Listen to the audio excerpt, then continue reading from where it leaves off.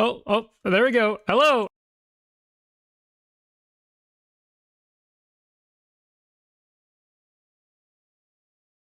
Hello. Oh, there we go. Hello, everybody. Why are we duplicating audio? Can you tell it's been a little bit of time since I have streamed? Does my audio sound okay to you guys? Yeah, hello? God. Hello. Okay. Hello everybody. Let me say hi to everybody. Hello. I can't read that name, but hello. Hello Cliff. Hello Turar. Hello Theta. Hello Gaster. Hello Sardine. Welcome. Hello Nico. Hello Wanda. Who else do we have? Hello, the best of gone. Welcome, welcome. Hello, T Gondai. Hello, Clockwork. Hello, Entro. Hello, Neri. Hello, hello. Hello, Astral. Welcome, welcome. Hello, Jakob. Hello. Hello, Holly. Who else do we have? Hello, Archie. Hello. Future Agnes. Hello. Hey, Clockwork. Welcome, welcome. Oh my God, people. Hello. 100K. Let's go. Hello, Nicholas. Hello, Gold. Hello, Roy7. Hello, Gabrielle. Welcome, welcome. Hello, Comey. Welcome.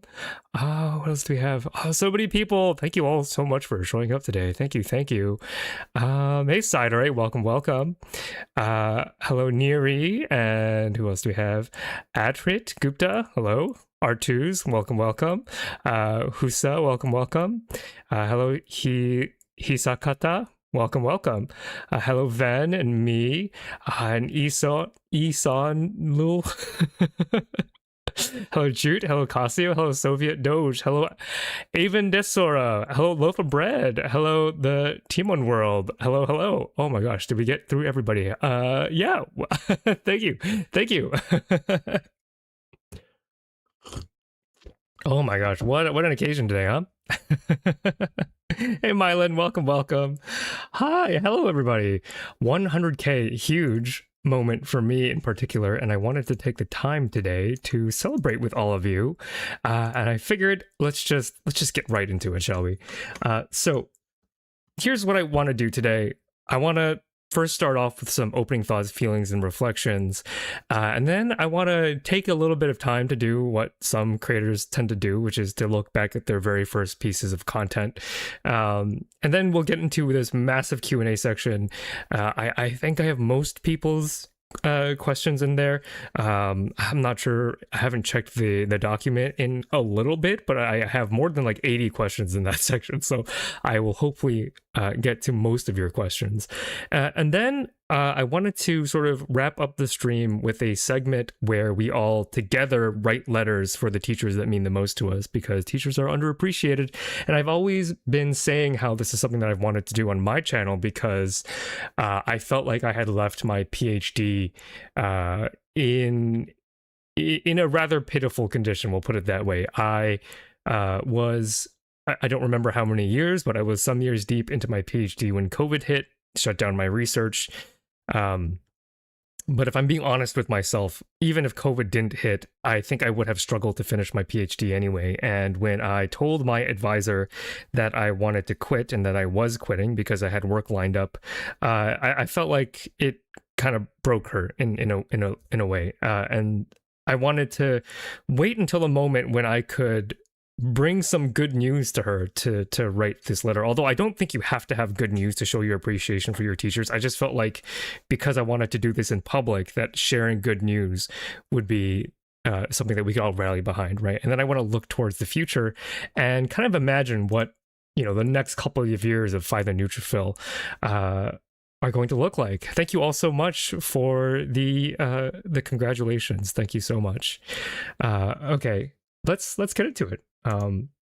Okay, so I wanted to, as you can tell, I didn't really like juice up any of these slides. These are all just like, I think I made this slide like right before I went live, but I wanted to kind of look back on, thank you so much for the gift, Isid.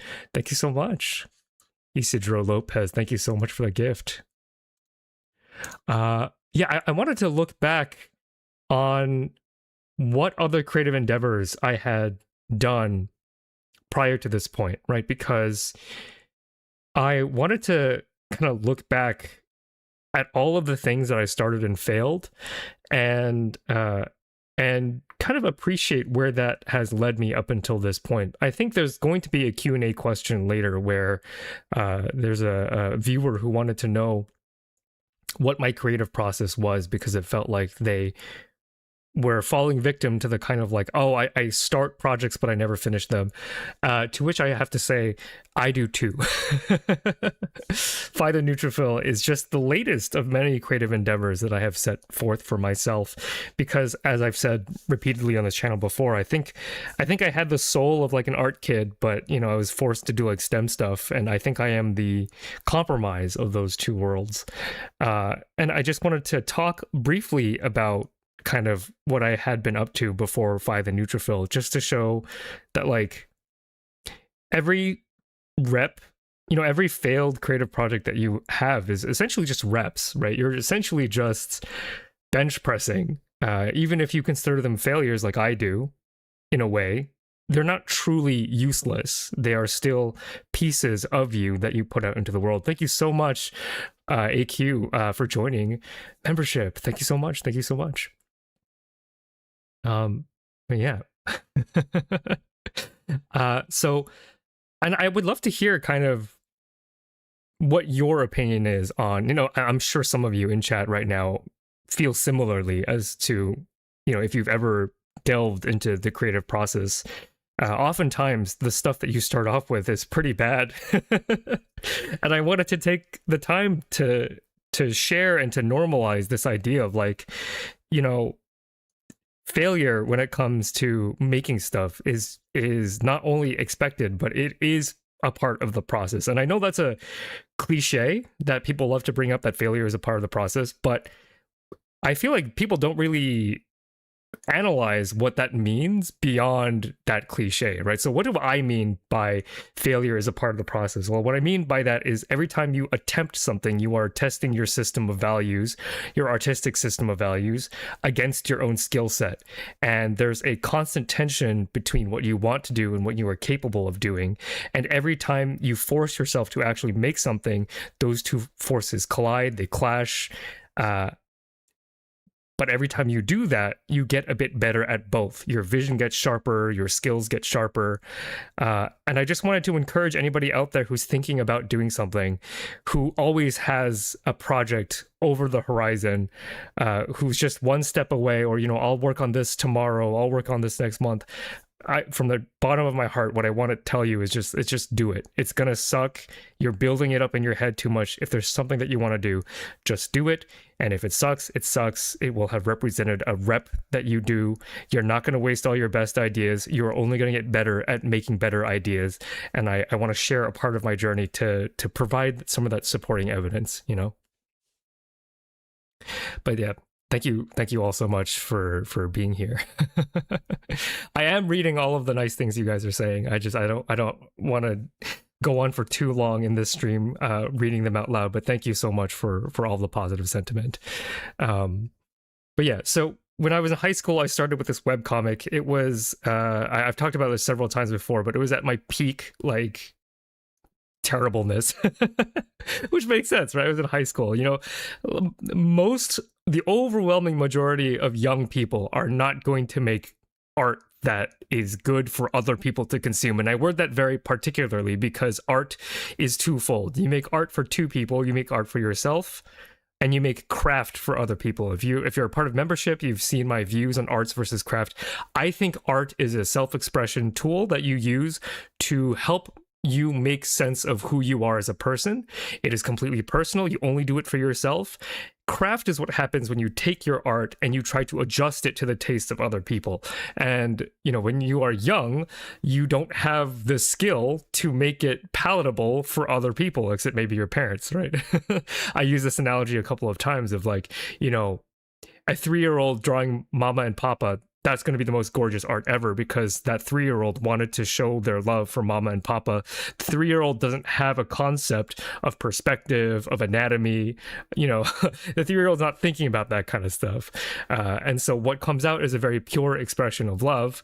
But apart from mama and papa, everybody else is going to think that that's going to suck. Thank you so much for the raid, Z. Thank you so much. Welcome, raiders. Hope you guys had a great stream. Yeah, come on in. We're celebrating my 100k subscribers celebration here, and I'm talking about our past creative projects. And I'm sure, Z, you Actually, I don't know. I don't think I've talked to you, Z, much at all about what you were doing before VTheorem, if you were doing anything SciComm related at all. But we're just taking the time to reflect on some of our early projects that maybe not a lot of people get to see. Thank you so much for the kind words, Z. So if you don't know, Z is my fellow VTheorem member. Thank you so much, Toxo, for doing the command. She is an astrophysicist, and you are only going to get one more opportunity to watch her live later before she goes on a long hiatus. But if you are new to VTheorem, I am a part of a group of VTubers who do SciComm work on YouTube. And so if you like physics and space and all that, please go ahead and check Z out. I've been doing quite a bit of SciComm for a while, actually, and just general comp too. That's so interesting. I would love to hear more about what you had done in the past, because I'm spilling my cringe guts out here. My cringe guts as I talk about this project that I did in high school. So much like other nerdy anime kids, back in the day, I had this webcomic that I conceived of where instead of Avatar The Last Airbender, where it's like 4 nations of the physical elements, fire, water, air, and earth, it was like different school subjects like physics, math, biology, and chemistry. And each nation had their own source of this metaphysical power that they could use to manipulate the world around them. And it was super self-inserty, super terrible. But the reason why I look fondly back at that time is because you can start, I think, to see a through line in the work that I do, where you're going to see that through all of these little steps, all these projects that sucked, there's like a thing that became increasingly clearer to me as I was doing these projects as like an element of style that I do. It's that there's a lot of me in everything I do. It can't be anything else but me. And I think that, from that time of like, I have a self-insert character who manipulates the power. Back then it was chemistry. I was more into chemistry than I was biology at the time, believe it or not. Thank you so much for the gift kitchen moves. Thank you so much. Yeah, it's confirmed. Fi is a nerdy anime person. I mean, you've seen my videos, Thank you so much for the well wishes. Thank you. This cringe anime character that was based off of me, very much a self-insert, but I was using the concepts of these academic subjects in a way that was palatable for somebody who just wanted to watch like an action show, right? There wasn't really learning going on, but there was the aesthetics of academia, the aesthetics of the academy in that piece of work that was really horrible and really cringe. But I think it was my first real serious attempt at transforming subjects that I loved, because I was nerdy. I am nerdy. I do really love learning. Even if I joke about, I don't want to think about physics, even though I joke about I don't like chemistry, that's insecurity speaking. I do share a deep love for all of the STEM subjects. It's just my confidence in engaging with them varies, but in my heart of hearts, I really do want everybody to see each of those subjects as something cool, something to interact with your imagination with, and so that wasn't a serious project by which I was trying to do any SciComm, but I just wanted to change people's perspectives of, these subjects as being boring or technical, and trying to ignite their imagination. And I think you can see that with the work that I continue to do today.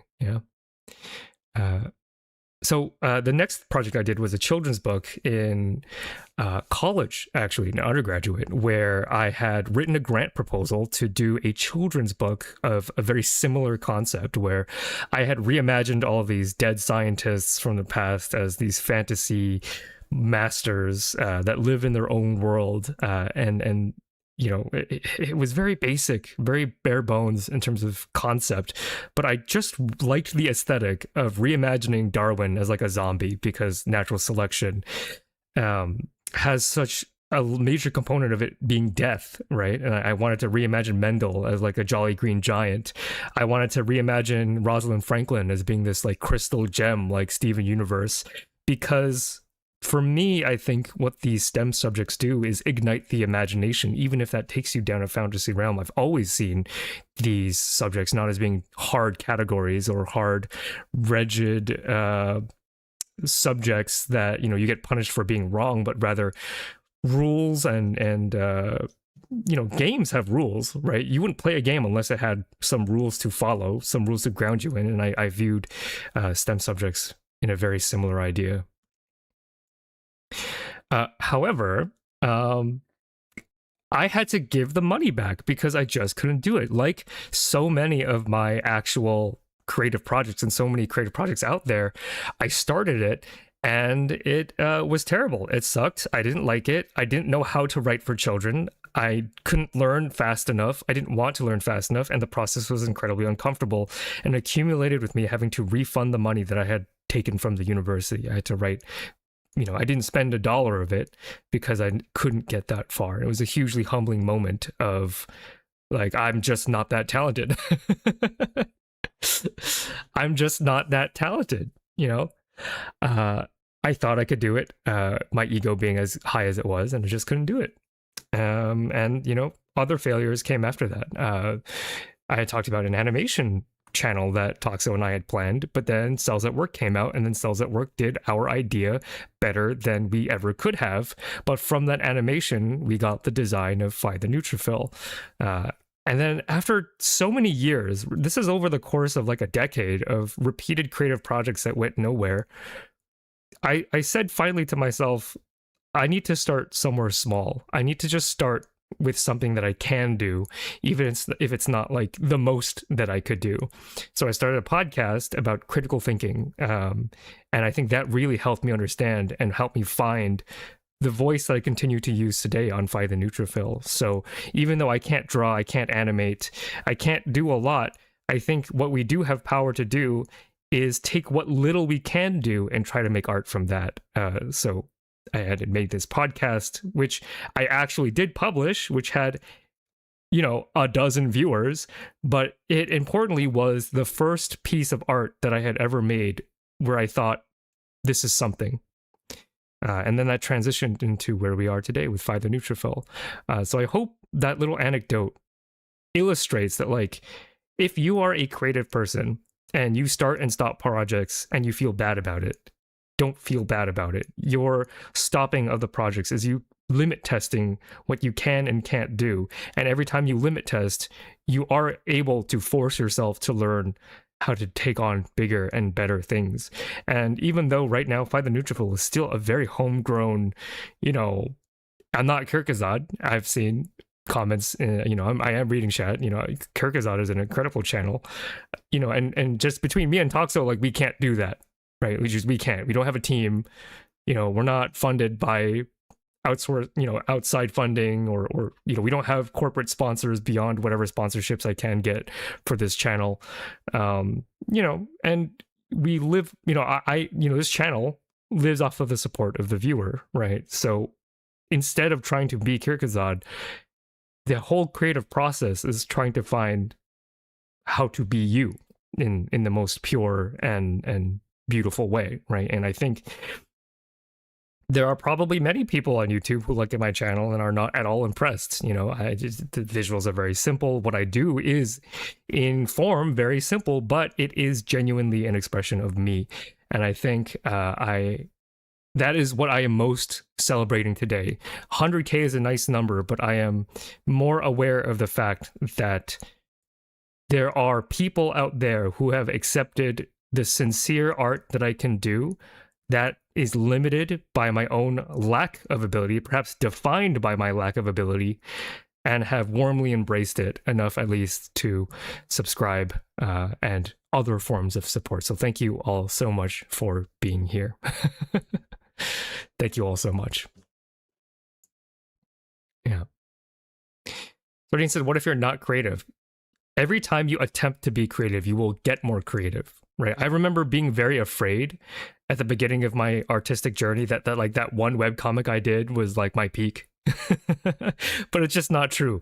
Your brain that sits atop your shoulders, that has been evolutionarily tinkered with for hundreds of thousands of years, is incredibly capable. And creativity, just like just like math or physics or biology, there's a meta to it. But you'll never know unless you try, right? So you cannot think of yourself as not creative, right? Because that language presumes that there is something essentialist about your being, that you are made of uncreativity, but you're not, right?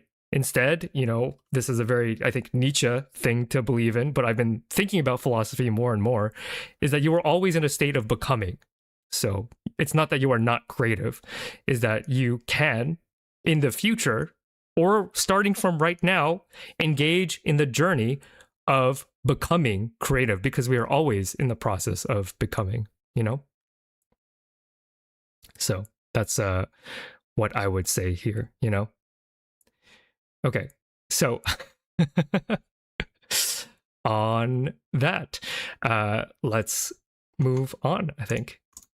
So where am I now, right? So I talked a little bit about where I had been, and I wanted to take some time to think about where I am now, because it's one thing to have nostalgia for the past, where I look on all these terrible projects that I've done that I look back on fondly and, just bask in the self-serving aura that is like being like, yeah, all of that was worth it. That's a very self-serving kind of behavior. But it doesn't do that much good in terms of looking forward. So by the end of the stream, I will be looking forward, but before I can look forward, I have to look at where we are now. Right? So where am I now? By the Neutrophil animation channel, presumably, right? I find it hard to call myself an animation channel because there's so little actual, like, frame by frame animating that I do. But if you had to define it, it's an animation channel.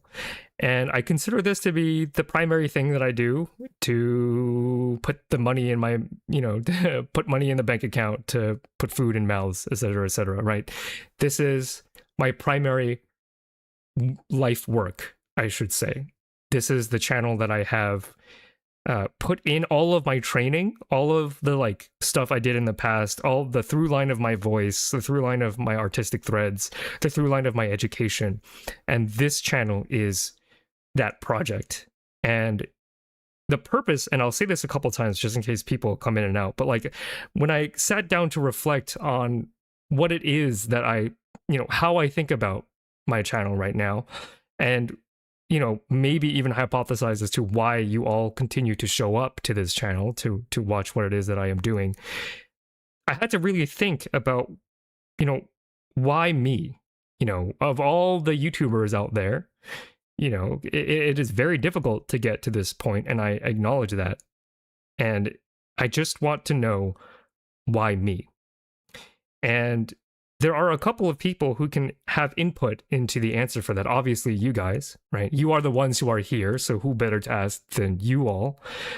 But I also wanted to ask myself, and what I had come to realize is that because of its limitations, because it's just me and Toxo, in fact, in the writing stage, it's just me.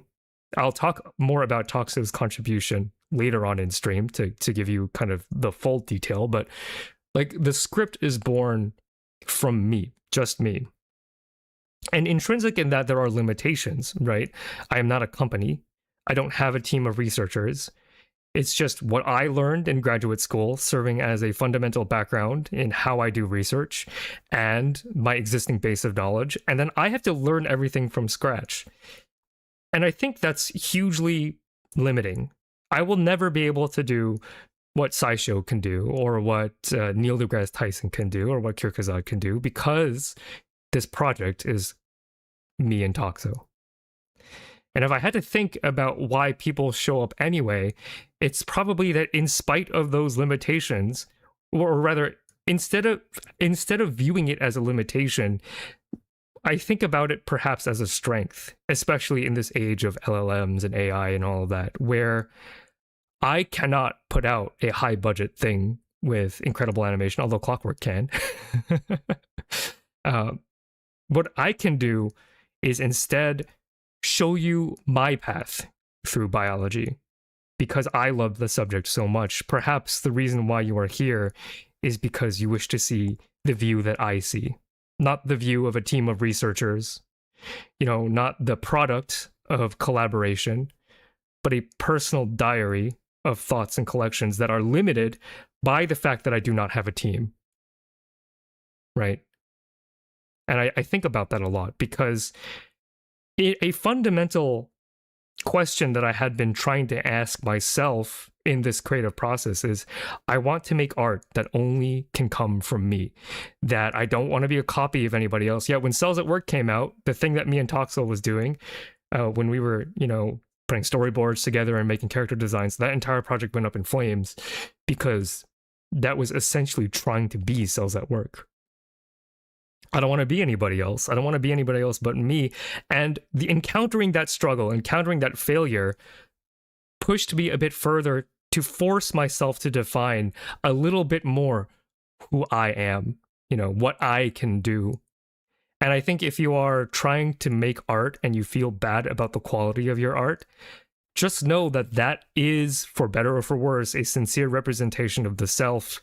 And that is always worth exploring, even if you don't have 100K subscribers on YouTube, right? That's just, it has been incredibly meaningful, not only because, you know, I got let go from my job and I needed money, but also in a way where I am privileged enough to be able to do this level of self-exploration professionally, that the product that I make is enhanced by the fact that it is so deeply personal.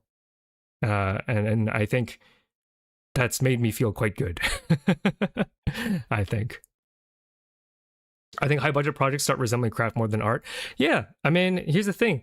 I don't have a video with millions of views yet, right? Kirkazad does, many, you know, or, you know, all these other big YouTube channels. Why? Because they are trying to appeal to a very large group of people. Whereas the project that I am doing here, I actually, and I'll put this out later too in the Q&A because it comes up again, is that when I really sit down to reflect on my personal goals for this channel, where I am right now sitting at 100K, it's not to garner the largest audience. It's not to be widely appealing. I have a product here. Okay, I'm a specialty baker, you could say. I can bake one thing. Say, instead of being like Paris baguette or something, where you can shop around for all these different types of breads, the thing that I want my channel to be is I bake one thing, I make croissants. I can only make croissants, but I can assure you that it will be the best damn croissant you ever had in your life. That is my philosophy. And not everybody is going to want to eat a croissant. Some people are maybe vegan. They can't eat butter. Some people just maybe don't like the texture of a croissant, right? But some people who love croissants, I hope they're going to love my croissant.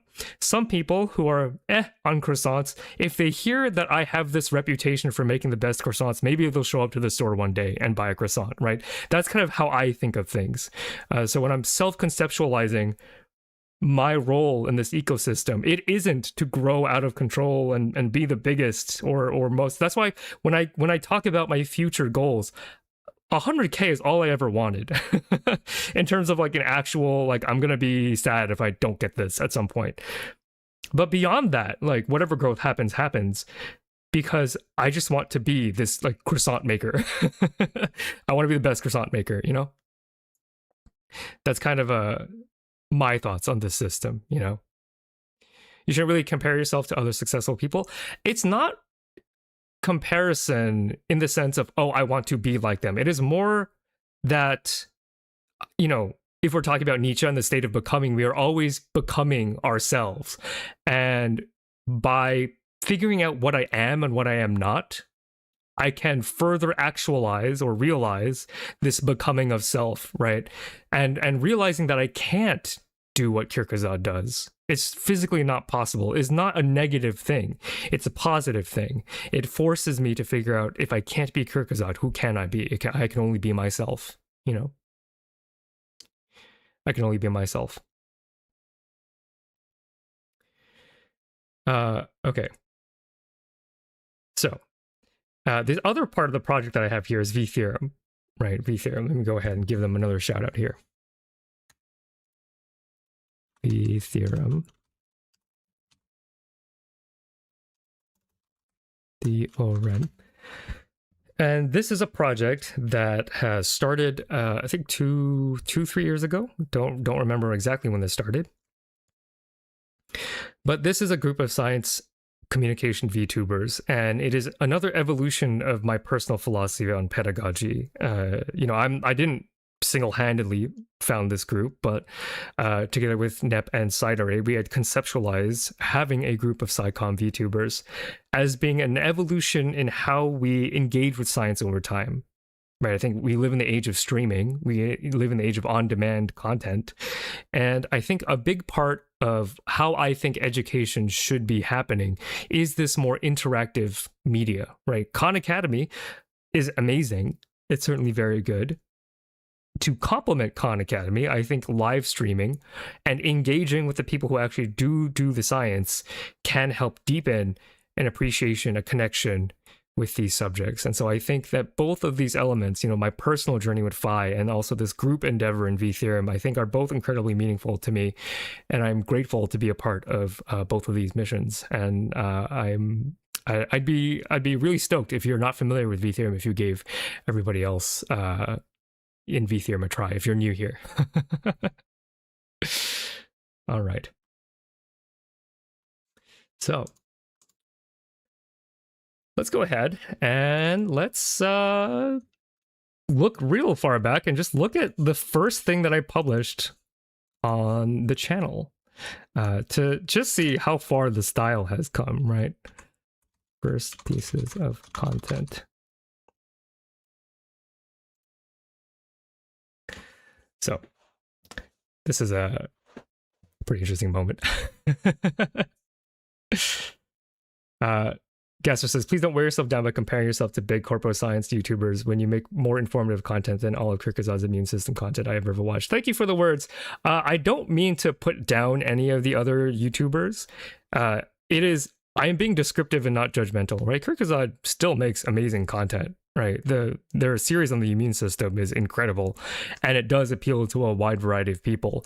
I am not in direct competition with Kirkazad. Kirkazad is a force by which I can reflect upon for my own actualization, Also, I'm not afraid of competition. Like I've talked a little bit about my past before, but like I grew up attending schools for little genius babies. Despite I don't think I am a little genius baby, but I think I work as hard as I worked hard enough to be in the same room with tiny little genius babies.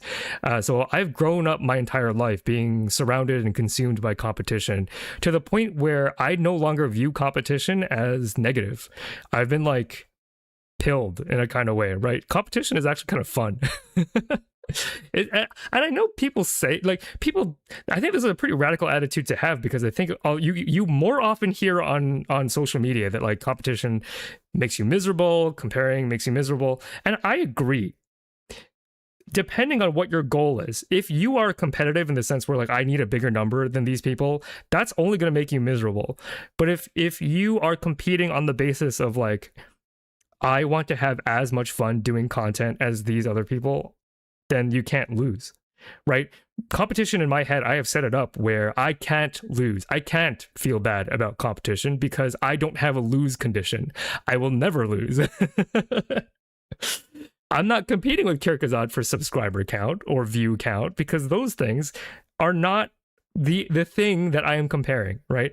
What I am comparing is ephemeral. It doesn't have form. It is an expression of self. And I am winning against Kirkazad because Kirkazad is a collaborative effort that combines the voices of many different people to generate income based off of views and exposure, etc.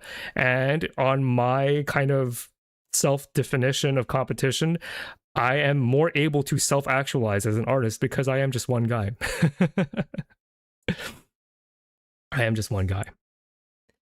Are you Knuff? I'm Knuff. I think I am Knuff. Okay, let's go ahead and watch this video. The very first short that I have on my channel. Oh, why? Okay, the sound is playing.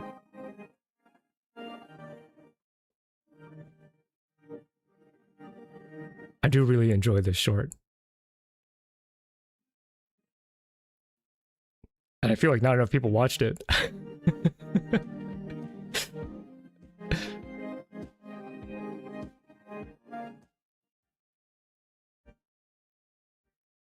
You know, I listen to this music, I still get a little choked up. Even though this was, you know, pretty amateur by what I've been able to do now, I still really value this beginning. And if you'll notice, you know, the debut of my channel was 3 years ago on this day. If you didn't know, this is not only my 100K subscriber celebration, it's also my 3-year anniversary. The sound is crunchy. Oh no. Why is that? That's sad. I don't understand why that is. Give me a second, see if I can route the audio differently.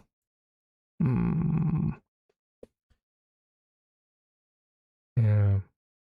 Well, that's sad. If the audio is crunchy, I'm not entirely sure what to do about that, except have a hope and a prayer. When I tested it, it was okay, so that's a little disappointing.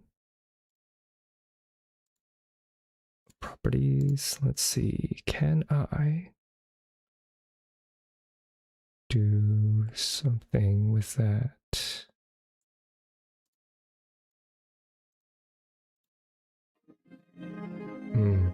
Is that better? Is this better? Is this better? I don't know. Just tell me. I'll just play that one little clip just to see if that audio was a little better. But unfortunately, it's not doubling. It's not doubling back to me, which is super annoying. It's warbling. Oh, that's annoying. Maybe we'll have to skip watching the next video then. Okay, let me see what I can do. Audio output capture.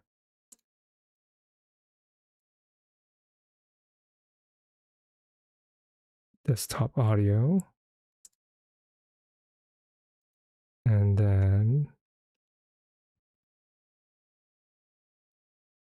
Okay, let's try this one more time. No, that doesn't seem to be doing anything. Is this better? Still warbly? If not, then we might just have to skip this section, which would be really sad, but I mean, you know, I don't know what to do. Yeah. Yeah. Not too good. Okay, that's a bit of a bummer. I wanted to watch the tuberculosis video, but it's actually okay. We'll maybe just skip that part. You can watch. You know, you can give me the. you can give me more views on that tuberculosis video. Which, you know, I'm not gonna make you sit through. The audio is bad, but it's okay. Scuff just like the early days. Yeah, exactly. I didn't route it properly, unfortunately. Yeah, no, I don't think I could justify it. With a bad audio, the viewing experience is going to be pretty terrible. Closed captions. Why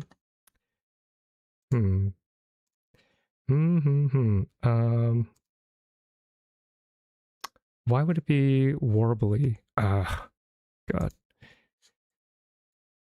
Filters. Yeah, let's try turning off noise suppression. I am hoping and praying this will do something. Okay. One more test. You guys have convinced me. Maybe I'll give this one more try.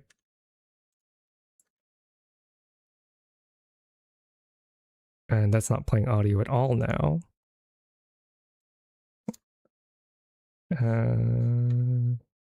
Where's the audio? Please. Why? No, why? That's so annoying.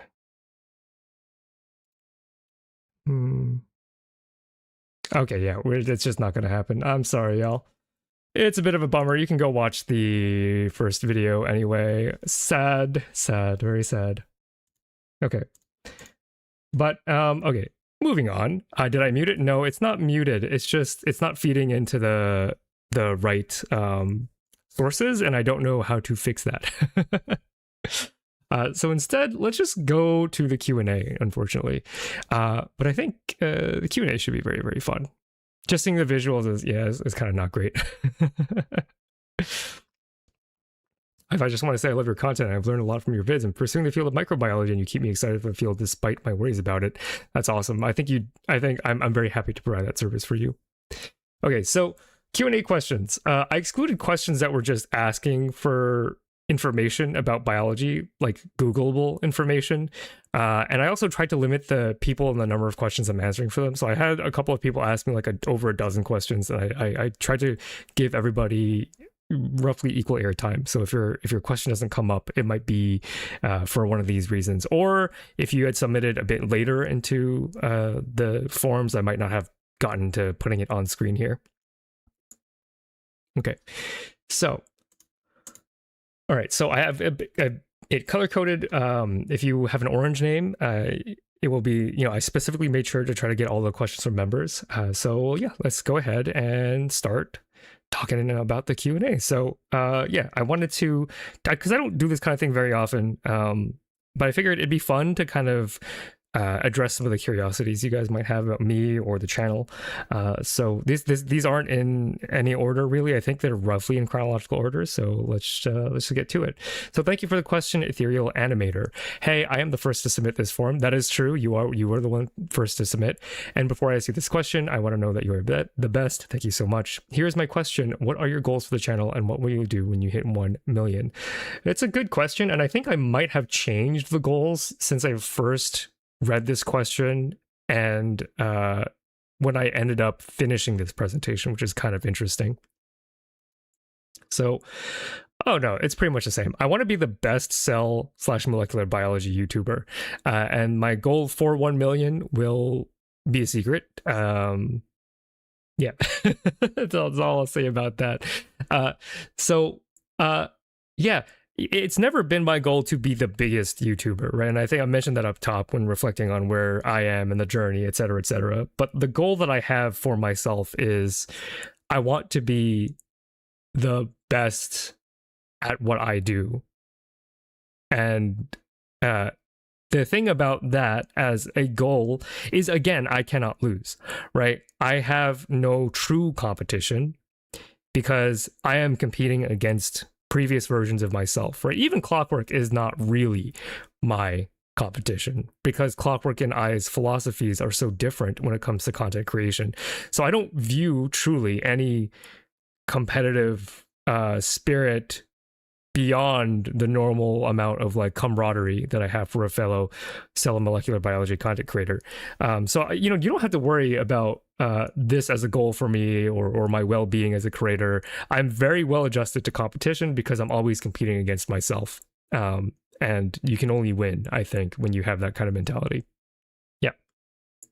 Thank you for the question. So thank you for being a member. You're truly T-Cell. The question is, how do you reliably source your information, especially new stuff? So this question's a bit nuanced.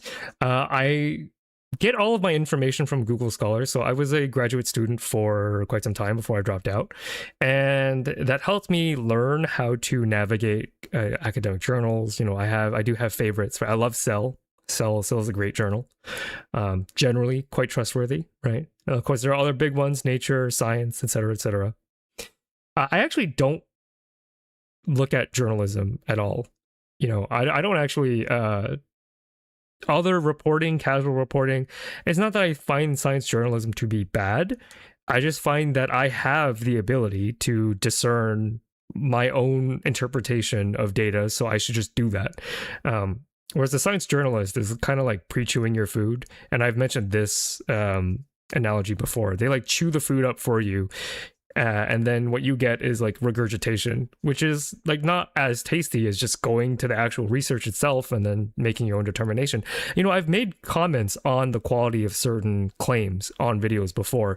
What I would say is that like in video, my primary goal is not to like thoroughly investigate the claims. That's more like a journal club thing that I would do for stream.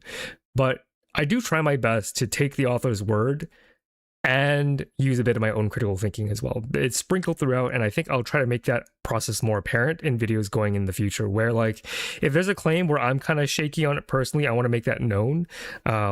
Because here's the thing. This is an existential issue that is an issue even before LLMs and ChatGPT and you know, this nightmare of academia that we have today. You know, in a post LLM world, this has always been a problem. And what that problem is that you will never know the truth. You will never know the truth. And I've mentioned this in the abiogenesis video. The truth is an abstract concept that is not discernible. And even if you did know the truth, you would never have the ability to know that you know the truth. There's no magic 8-ball that you can wield that tells you when you are absolutely correct or absolutely incorrect.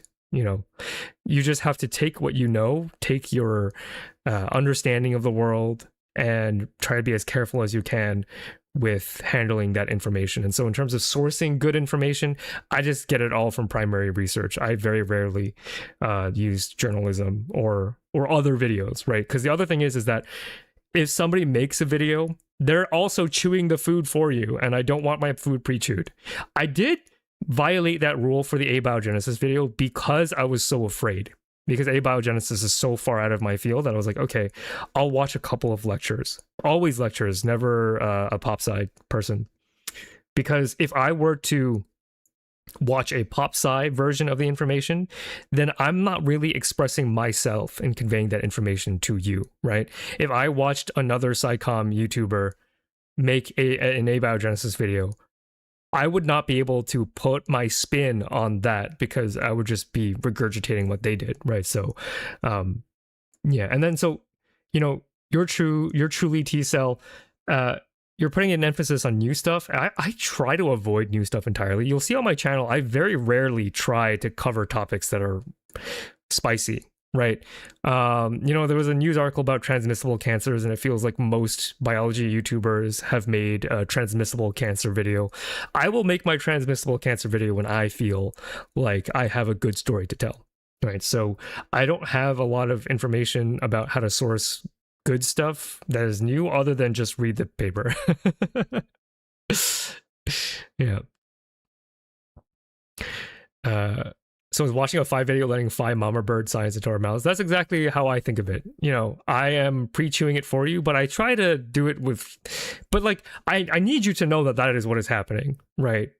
Because here's what I don't want to happen. I don't want to become the paragon of truth in your eyes. I don't want to become the paragon of molecular biology. I don't want to become the guy, right? I don't want to become the authority, because I'm not. I'm one guy, and that's all. That's the only person doing the research on this channel is one guy, and I cannot be the guy to give you the information.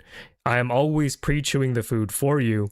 It's just, do you prefer my regurgitation or do you prefer somebody else's regurgitation? You know, lecture can't be considered that much of getting pre-chewed food. Oh no, man, no. I think lecture is, sometimes lecture I think is even more insidiously pre-chewed than SciComm is, than like science journalism is.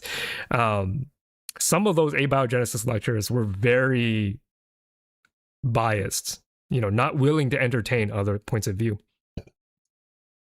And that's why I consider the abiogenesis video to be like one of the my most favorite things that I've done, right? Because if you look up abiogenesis, you are usually getting one perspective: the event theory for life, warm little pond, some flavor of creationism.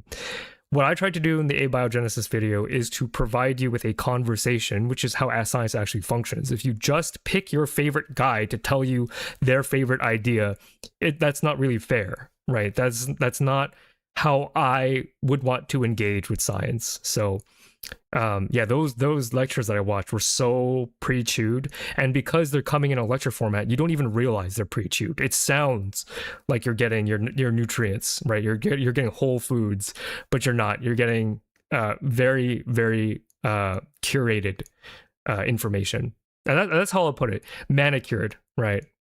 And it makes sense. I don't blame them.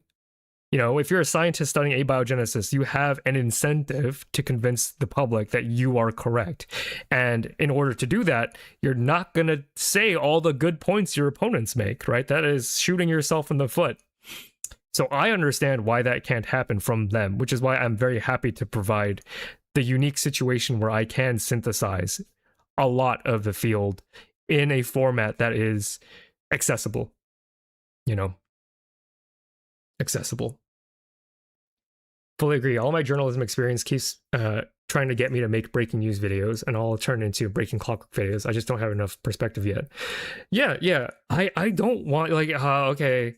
Everybody's gonna be talking about, the thing is, it's such a trap, right? If you become addicted to the success you get covering current news, anytime something happens, you just have to drop everything so that you can get your video out first.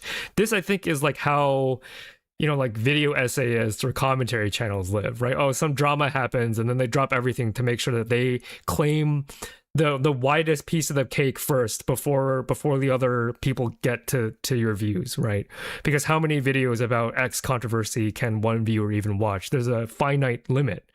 And so my philosophy is to almost never try and chase new, current, and popular ideas.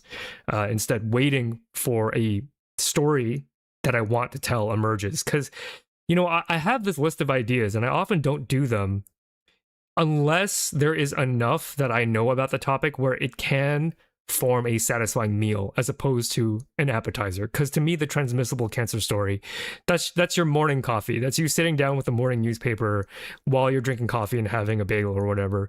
It's not a full meal. I will wait to do a transmissible cancer video until I can do a full meal.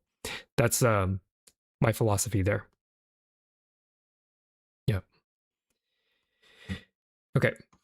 So, next question. What inspired you to make your channel? Was it other YouTubers or just for the love of spreading immunology/microbiology? This came from two different people, Jakob and Drew, so thank you so much for the question. Failure, right? I had a long history of, like, my stuff not quite working out. And actually, it was the advent of VTubing that opened my eyes for a potential format by which I could convey information, right? So yeah, between Toxo and I, it would have been a full-time thing to actually make the Cells at Work project. Like, we couldn't make it as well as Cells at Work because we're just two people, right? So it wasn't going to happen in that format. But when VTubing came out, Live 2D became a thing. I thought that, okay, I can leverage Live 2D to add an animation aspect to the channel, a visual element to the channel to make it a bit unique, a bit more comfortable to be in my style. And then I can just do essentially the podcast, but with like a visual element. Because for biology, you really can't subsist solely off of a podcast. You really have to be able to see molecules and cells and stuff if you want the full meal, right? And so the YouTube channel was born essentially because of the technology that preceded it, the VTubing stuff. It was after experimenting with the video creation process that I realized I didn't actually want my Live 2D to be in videos, because I felt like the Live 2D model was limiting in terms of the cartoony expressions that I can do in video, which is why you see me draw more custom files in my more recent videos, right? Like, I think, you know, just the Live 2D model moving around is not as evocative as custom little PNGs. So yeah, in terms of why make my channel, because I'm an art kid with a STEM education, and I will never be happy unless I am working on something artistic. And this channel just happened to be the most recent of these endeavors, and hopefully the most long-lasting. I really love doing this. Thank you, Fubuki, for inspiring VTuber Fight. Fubuki the goat. Yeah. Was it for the love of spreading immunology slash microbiology? I'll get into more of this idea later, but, you know, art for me has always been about sharing love. And what I happen to love is biology. And you'll see on like the second channel, Fi the Tutrophil, and some of the members content that, you know, I love other things too, but they're not the main algorithmic draw to my channel. So it's not so much, and I work this very specifically, right? Because I don't want people to have a misconception about who I am. I am not a paragon of education either, right? I'm a very selfish creator. I make things because I want to make them, because I enjoy them, I actually don't make these videos for you. And that'll come up again later, as I have a whole rant about that later. So it's not this higher enlightenment ideal of like, oh, I wish to spread the good word of immunology. No, it's I know cool things about biology and I get happy when I share them. Because when you have the eureka moment, the sparkle in your eye, it confirms and affirms something about my existence, that I have done something that was worth doing, right? It's a very selfish motivation. Selfish, horribly selfish, right? It's ego, right? I believe I know something cool, and I believe that I can convey it to you in a way that you think is cool, and then when you think it's cool, I get happy. I've had my efforts affirmed, right? So, yeah, don't think of me more than I am. I'm a selfish, ego-driven maniac. I just happen to take the form of a teacher, right? Yeah. All right. So, yeah, I like making art. I'm an art kid at heart with the training of a scientist. I've been doing some fusion of art and science since high school, and before this, it was a podcast, you know. Cells at Work scooped my initial channel, so I've had to retool it for the modern world. Same, I finally found a way to weaponize being the single most annoying person you could run into at a party. Clockwork exists because everyone's eyes glaze over when I start talking about hemoglobin. Exactly. Right, Toxo, for as kind and patient as she is, there's only so much that I think she can tolerate about whatever the thing is that I'm interested in the moment, you know? Okay. Next question. Thank you for the question, House MD. They always ask microbes, what are you? But never ask them, how are you? How are you, Phi? I'm doing very well. Thank you so much. Thank you so much for asking. Of course I'm doing well. I have 100,000 people who affirmed my decision to make content, and I have 118 people who are hanging out with me right now just listening to me yap, which is all I ever want to do. Okay. Okay. So, question from Will Not and Muzzy: what made you pick biology? So this question already implies a certain level of agency, that I picked biology instead of having been chosen, which is not a metaphysical musing of like a greater power chose me, but rather I think we have less agency over these events than I think than at least I do, right? In my life, this has happened where I don't think I had much of a choice after a certain point.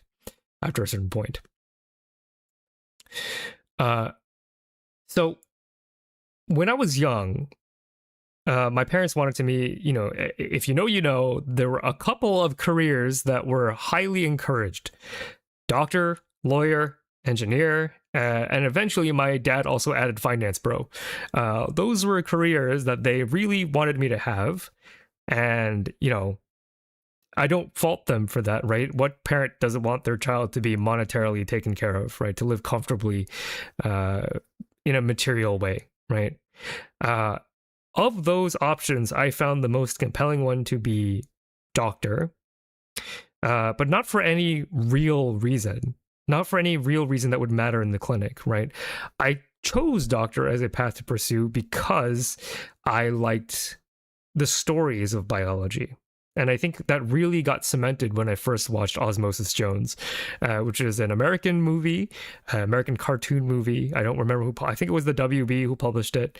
And it was essentially Cells at Work before Cells at Work. There was a neutrophil white blood cell cop who ends up in a buddy cop movie situation with a pill called Drix. And they go on buddy cop adventures in Bill Murray's body, and they have to confront a fictional virus called, I think, the Scarlet Fever or something. And it was this anthropomorphization of biology that really hooked me, because to me it was very meaningful that there were little lives inside the body, each with their own kind of unique story to tell, right?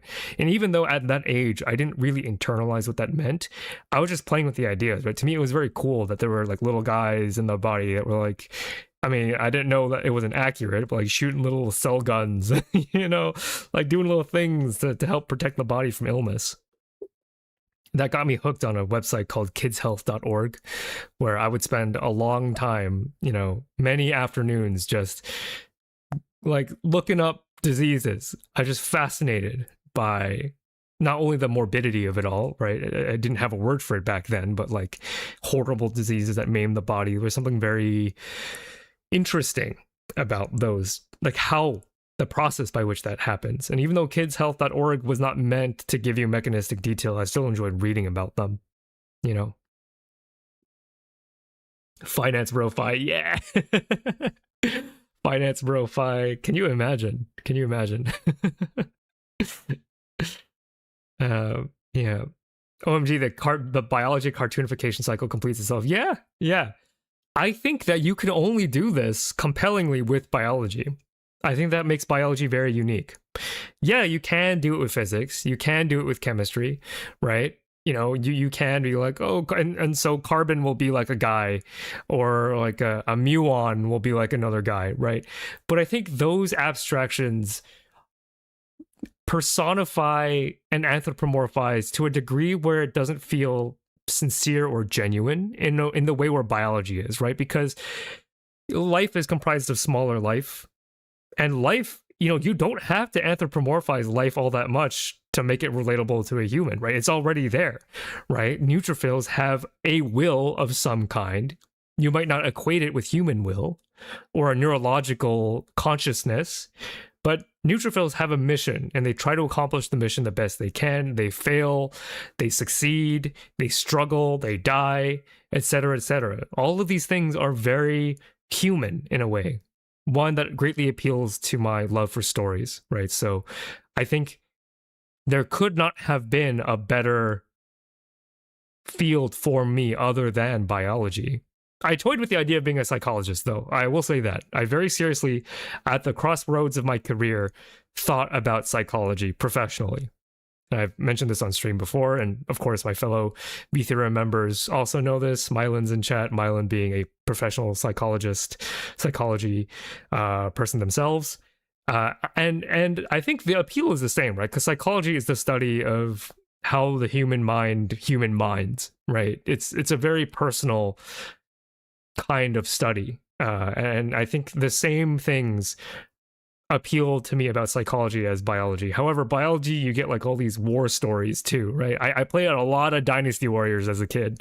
A lot of like, and this strategist set up an ambush here and outsmarted the other general by, leveraging the difference in elevation and the fog that came in and the southeastern winds, all of these different war stories that I really enjoyed as like a young boy, right? Who was very into violence and action and all of that. And you realize that after a certain point, when you study biology, that, instead of these horrible conflicts that involve real human lives, that you kind of maybe feel even a little guilty about finding cool, right? This is kind of like the Call of Duty kind of thing, right? Like glamorizing war. You don't have to do that. If you like the idea of intellectual conflict that has like life and death stakes, you don't have to glorify war. You just have to study biology. Immunology, bacteriology, virology, there's already little mini wars that go inside of you. And, though there are techniques and tactics and strategies that go on at a microbial level that, MOG historical tacticians, right? Like this appetite for this violent chess battle that I've had since I was a kid, that appetite is satisfied studying immunology. That is how I feel. What kind of education do I have? PhD. I dropped out of my PhD in my 6th year, so I have a master's instead. And the exact field would be molecular biology, would be the official kind of designation for bi education. Yeah. Yep. All right. Okay, so let's go. 6 year, that's a long time. COVID happened, and I kind of use that as a cope, because even if COVID didn't happen, I still think I would have struggled. I had a very difficult time in my PhD.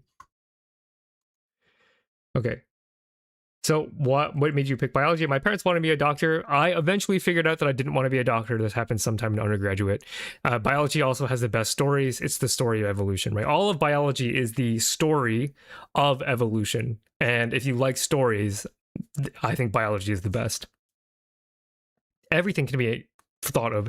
And okay, some people in my YouTube comments there's always some comment, you're anthropomorphizing biology. I'm like, yes, I am anthropomorphizing biology. You can do it if you are reasonable with your expectations, right? As long as you don't literally think that cells have a mind or will of their own, then you can use anthropomorphization as a learning tool to help keep things straight, and then contain the mental flexibility enough to unlearn things when they are wrong, right? If your assumptions that you got from anthropomorphizing life, if they turn out to be wrong, you just have to unlearn those assumptions, right?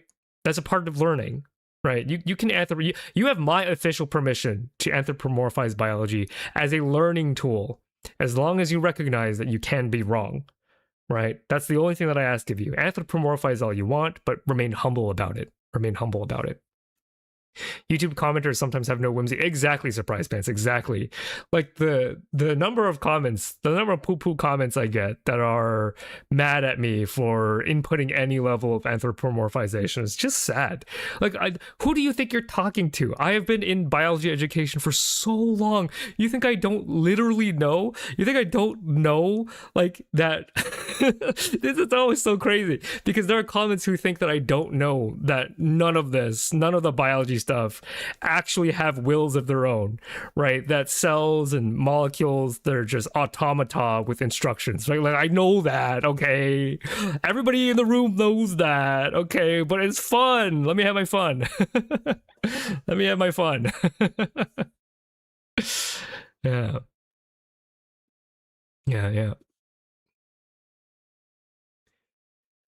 Did I ever come to Europe? I did. My wife and I, Toxo, had a lovely honeymoon in France. But sadly, that's the only time I've ever been to Europe. Would love to go back, though. Bye, Jewish haters. Yeah, exactly. I don't know. I think people just want to feel smart, right? People just want to feel like they got one on the YouTuber, the guy with decades of biology experience. It's just like, oh, but this biology person doesn't know that the cell literally doesn't have a mind. It's like, okay, yeah, I know. Evolution doesn't have a purpose. I know that. Okay, I know evolution doesn't have like a vision board. Okay, evolution doesn't have a vision board that they look up to and go, yes, I will affirm this, and that. Yeah, of course. We all know that. Okay. I find those comments so funny. Those so funny. Yeah. Okay. How exactly does a fever affect our immune system? So I usually wouldn't include this question. As I said, I tried not to include questions that you can just Google. But I wanted to address this because it is kind of interesting. Not the answer, but something that I want to make clear. So thank you, D-Ishwar. I don't know.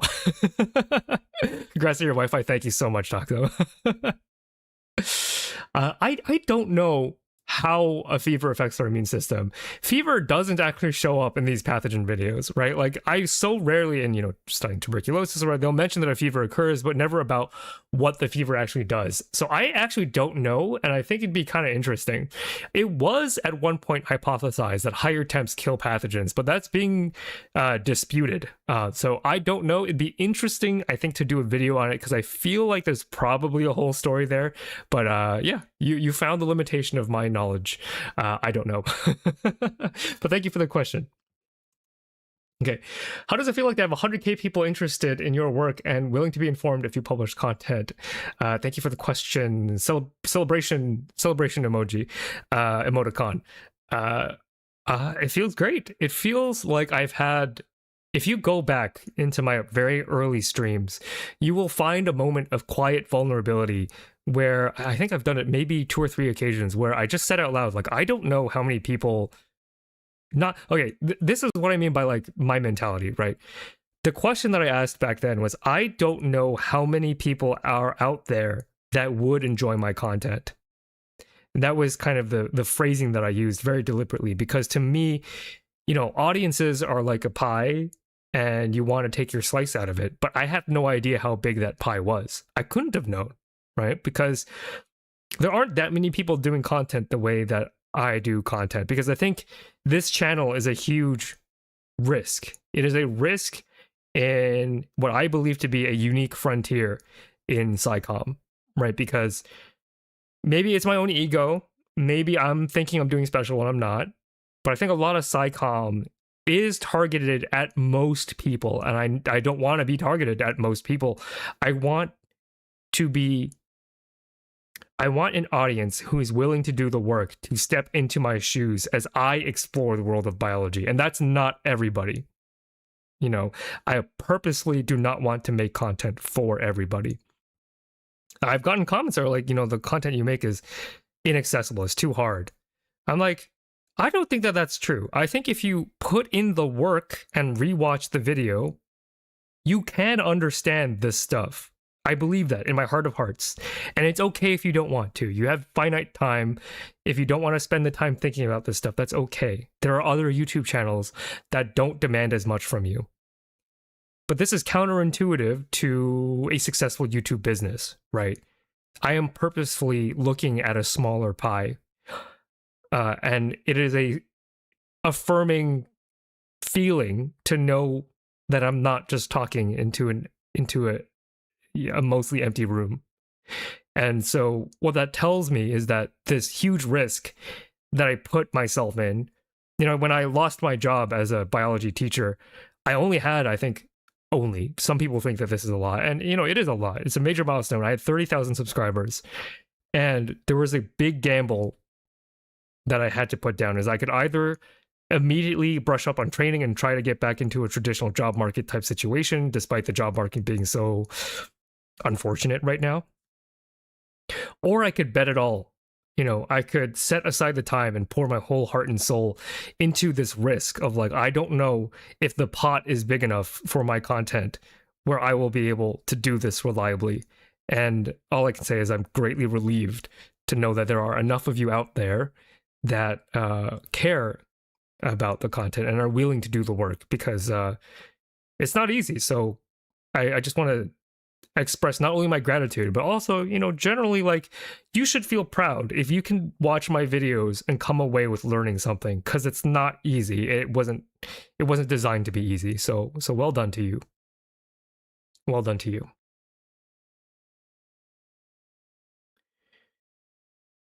Yeah. Yeah, true trend. Art made for everyone is made for no one. Yeah, exactly. Okay. I took a bet and I won big.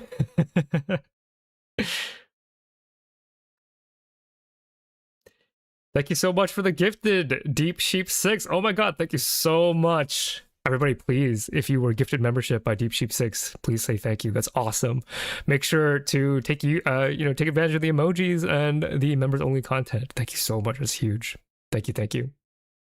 I'm gonna jump, but thanks for the weekend stream. I can't wait to see the rest of the VOD, and congrats on the 100K. Thank you so much, Deep Sheep 6. That's awesome. Thank you. Okay. So, next question.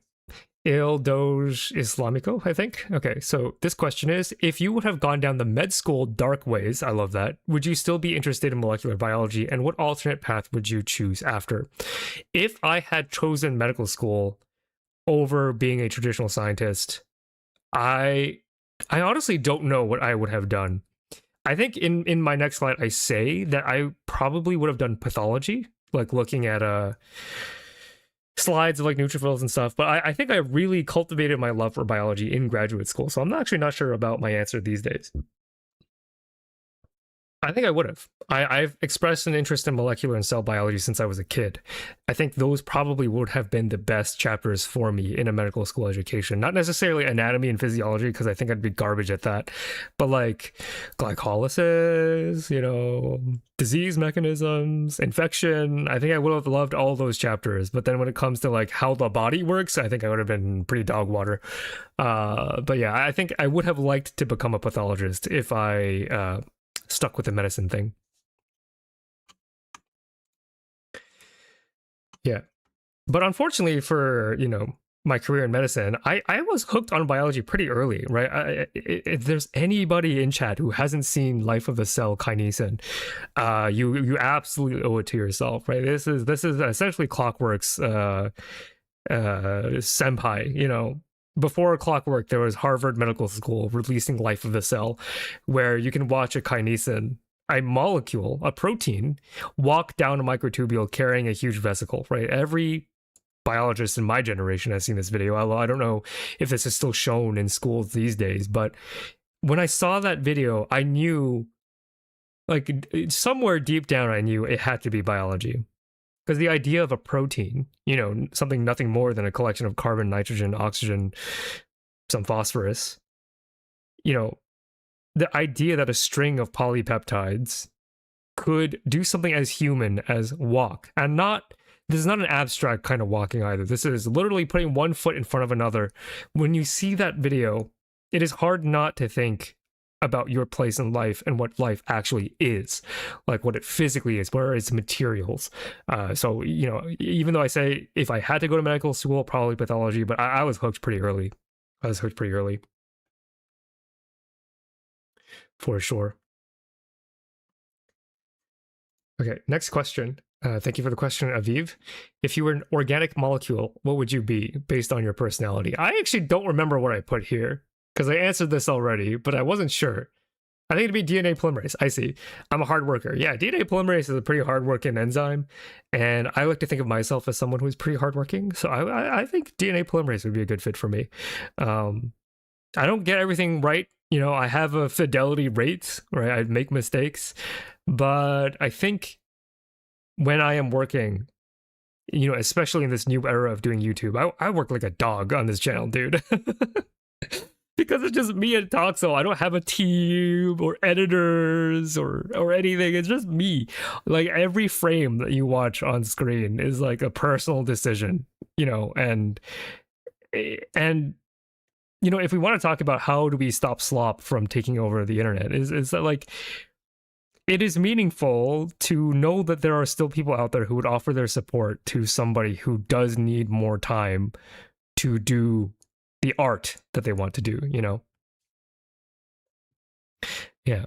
Uploaded to YouTube 15 years ago. Exactly. That's why I'm not sure if Gen Z has seen this, but if you haven't, if you've made it this far in your education, you haven't seen Life of the Cell Kinesin. It's like 30 seconds. You owe it to yourself to watch it. It is, it's inspired so many biologists, so many. Yeah. All right. Next question. Thank you for the question, Madison. You've made a lot of videos about a variety of microbial and viral diseases over the years. Have any of the videos you've made been incited by you actually getting and experiencing the disease? If not, oh, let me change the current topic. We're doing Q&As now. I didn't realize. I'm so bad at actually looking at my OBS. Q&A. If not, what is the disease you find the most fascinating? It's an interesting question, I think. It's an interesting question. So I've not had, tuberculosis, rabies, or, I've had the flu, but who hasn't, right? I would say that the video that was most inspired by real world events was probably not probably, it was obviously the cancer video. Not obvious to you, but obvious to me, right? We all know somebody who has/had cancer. It is a statistical inevitability that either you or somebody that you love will eventually get cancer. So it's just such a big, and in my real life, you can infer, right? It was going to happen someday. There's no way you can escape from it. And it was a good opportunity to kind of work through some of the fears and anxieties and curiosities about how everything worked, in order to channel into making a video like that. The reception of that video was really, really warm, which I very much appreciated. A lot of people in the comments, despite glioblastoma being a pretty rare cancer, a surprising number of comments were from viewers who knew someone who had glioblastoma. and decided to watch the video anyway, which I will never be not impressed by, right? I am so impressed at the fortitude, the constitution, the curiosity, the desire to learn, where this thing, this force, this concept that has caused you personal pain, to even want to watch a silly cartoon about it. Was very meaningful, and it really opened my eyes about the character of my audience, right? This idea of, you know, I don't have to have the baby gloves on, right? Like I can write how I see fit, and my audience will understand. But also, there were a lot of comments that were like, learning about how much people know about glioblastoma was the thing that brought them a bit more peace. Which to me, that was the argument that made the most sense to me, because I had been anxious to make that kind of video because of the magnitude of misery that cancer causes, right? It's sad to think about. But what I didn't consider is that, you know, I have a pretty intimate understanding of cancer from a mechanistic point of view, right? Cancer is a huge element in developmental biology, which is something that you learn a lot about in graduate school.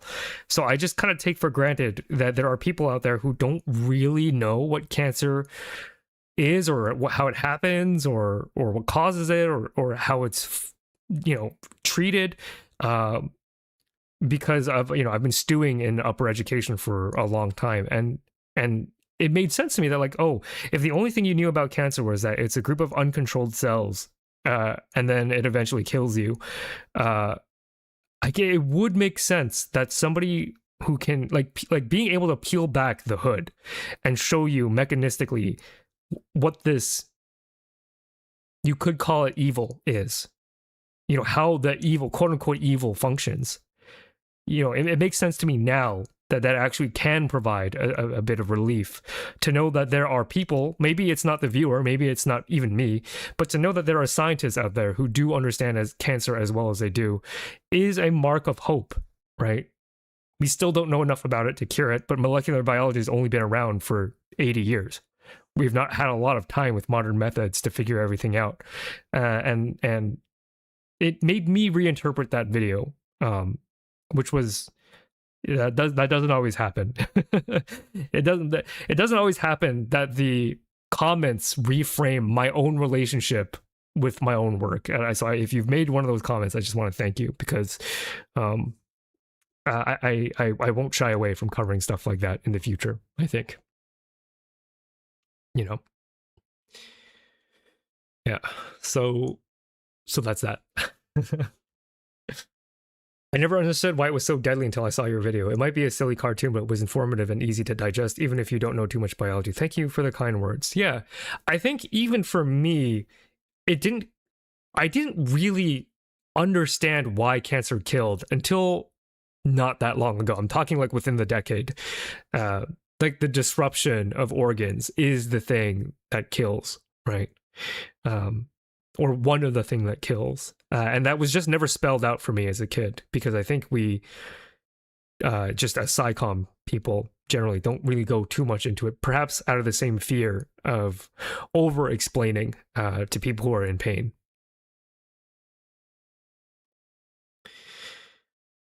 Yeah. That's why I like ViSo so much. He presents hard topics in an easy way, but also in a higher level of knowledge. Thank you for the kind words, Romagnolo.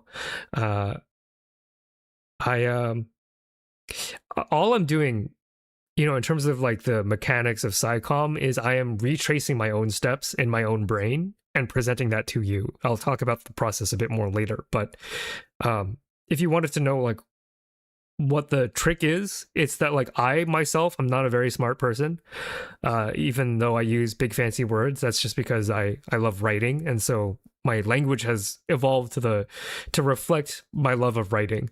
But my raw intelligence, for, you know, if there is a such thing, right? If IQ is a thing, and I'm not saying it is, but if we take IQ for what it wants to be, which is some objective measure of intelligence, I don't really think I am that different or special. I, you know, struggle to learn all sorts of basic manner of things. I just have such a deep love and commitment to this one subject, where like, if anybody worked as much as I did within the subject, they could easily get to the same level of expertise, if not more.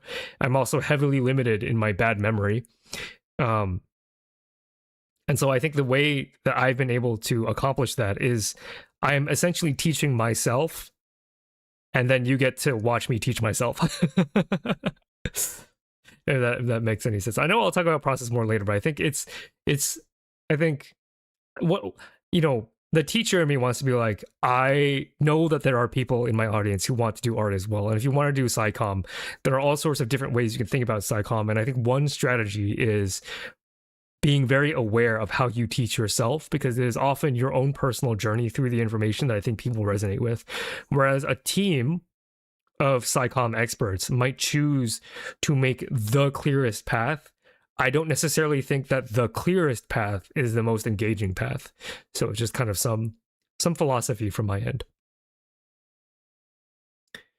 We inspire so many of us to continue our path in discovering more about the world. I appreciate those words, and I hope you find your time in that path to be enjoyable, Yeah.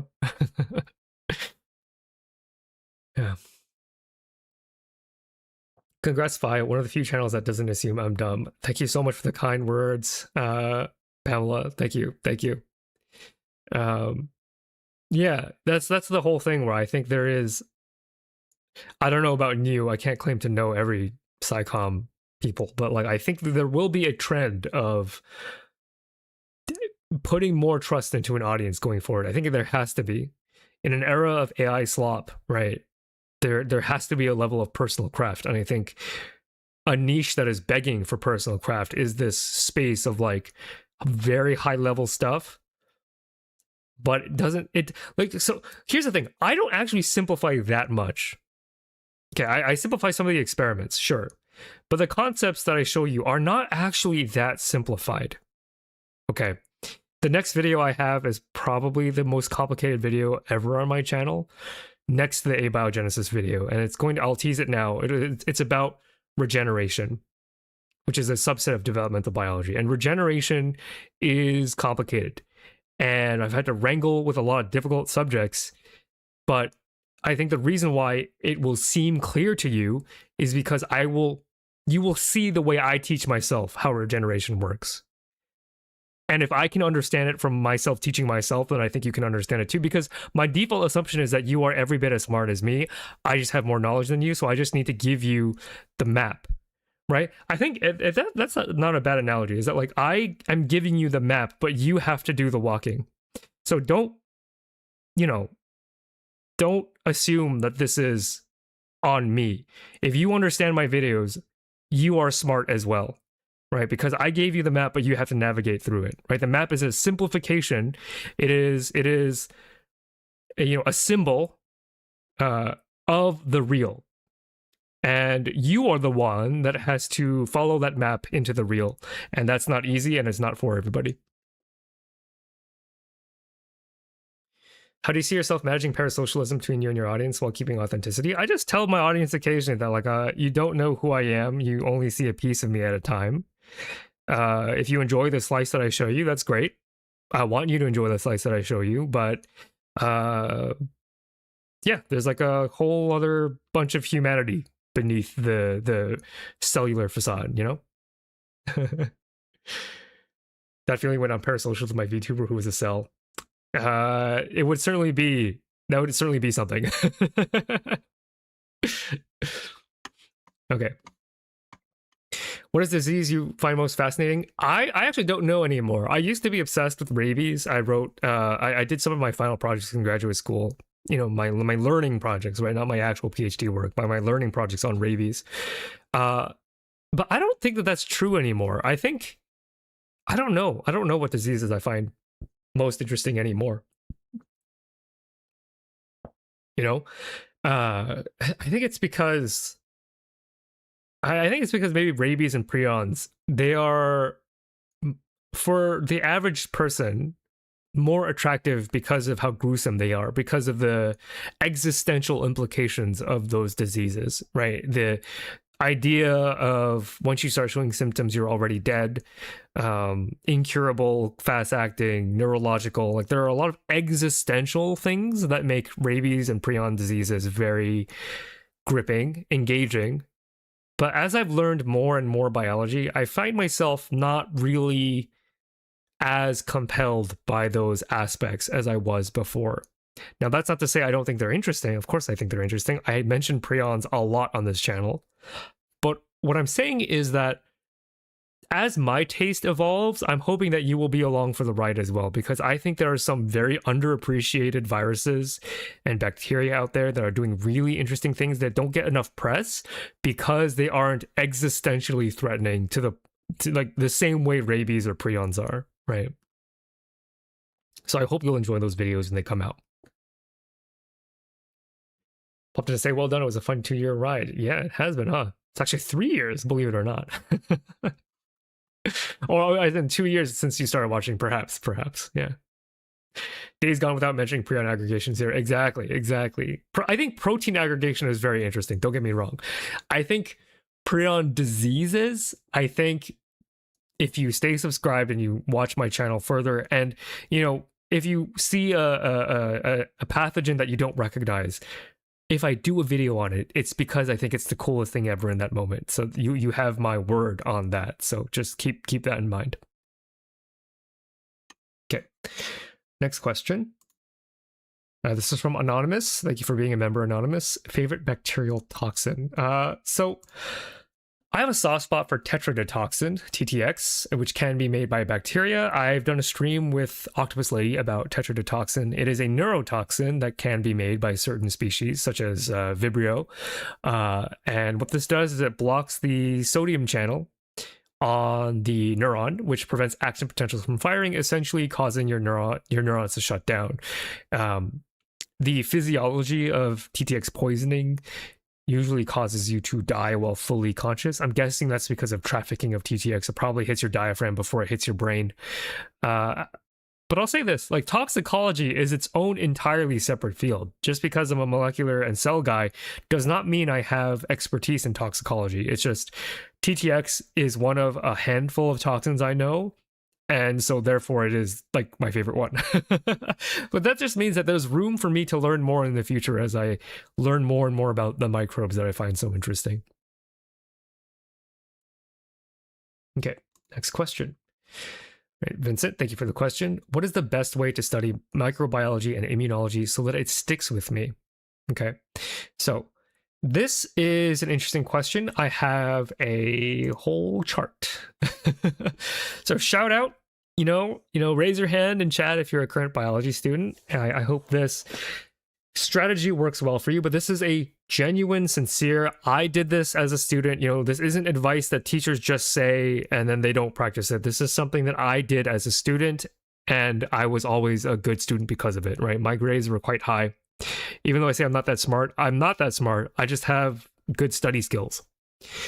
So what does that look like? This is backed by real data. Okay, this is real, actual teaching data because I have an interest in pedagogy, so I do occasionally dip my toes into reading pedagogy, the art of teaching. And so what pedagogy teaches us is that the practice that is heavily associated with an increase and improvement in student scores is evaluation as a concept. What is evaluation? Evaluation is when you are forced to be in a testing environment and forced to recall information from your brain with stakes involved, okay? Obviously, you don't want to learn on testing day, okay? You don't want to teach yourself on testing day. But what I realized early on in my education is that after tests, even if I got destroyed on them, I found myself actually knowing a lot more. Not from studying, mind you, but after taking the test, I found myself a lot more confident in those concepts after the test itself. So eventually I thought, what if I just tested myself before the actual test? Okay, this has been shown to improve student scores in like controlled trials, right? You have a group that is just allowed to study on their own, do whatever they want to do to study, and then a group that is given practice tests. And obviously, if you take practice tests, you actually force the information to be accessed, to be synthesized, to be evaluated critically, and therefore it sticks with you more often. If you don't have access to a practice test bank, if your class doesn't allow for that, make your own. And I know it sounds silly, it sounds stupid, just do it. Okay, take your lecture and every fact on that lecture, come up with a question about it. Be creative. Try to get yourself, try to get into the mind of your teacher and try to really nail a question that you don't know the answer to. And once you make that test, take that test. And you're going to say, oh, well, if I made the test, I'm obviously going to know the answers. You're not. And you're going to be surprised at how little you know.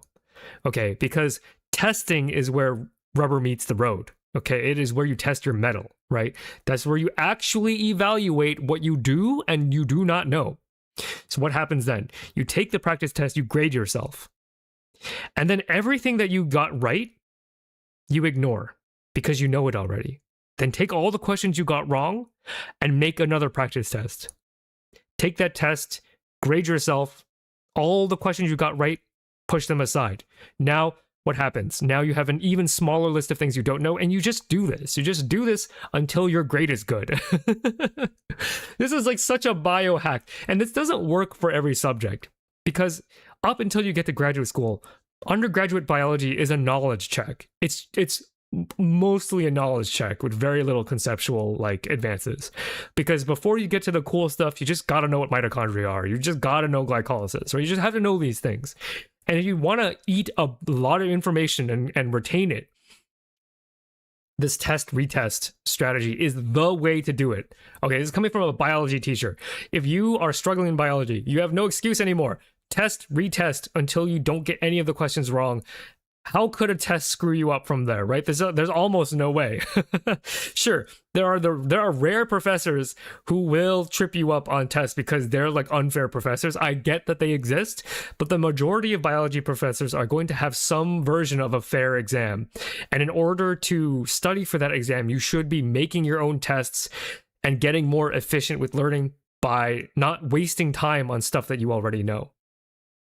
Okay, so do that. That's how you do it, Vincent. That's how you do it. Thank you for the question.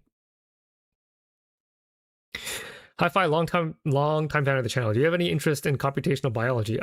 Vaguely. I dropped my only computational biology class when I was an undergrad because it was too hard.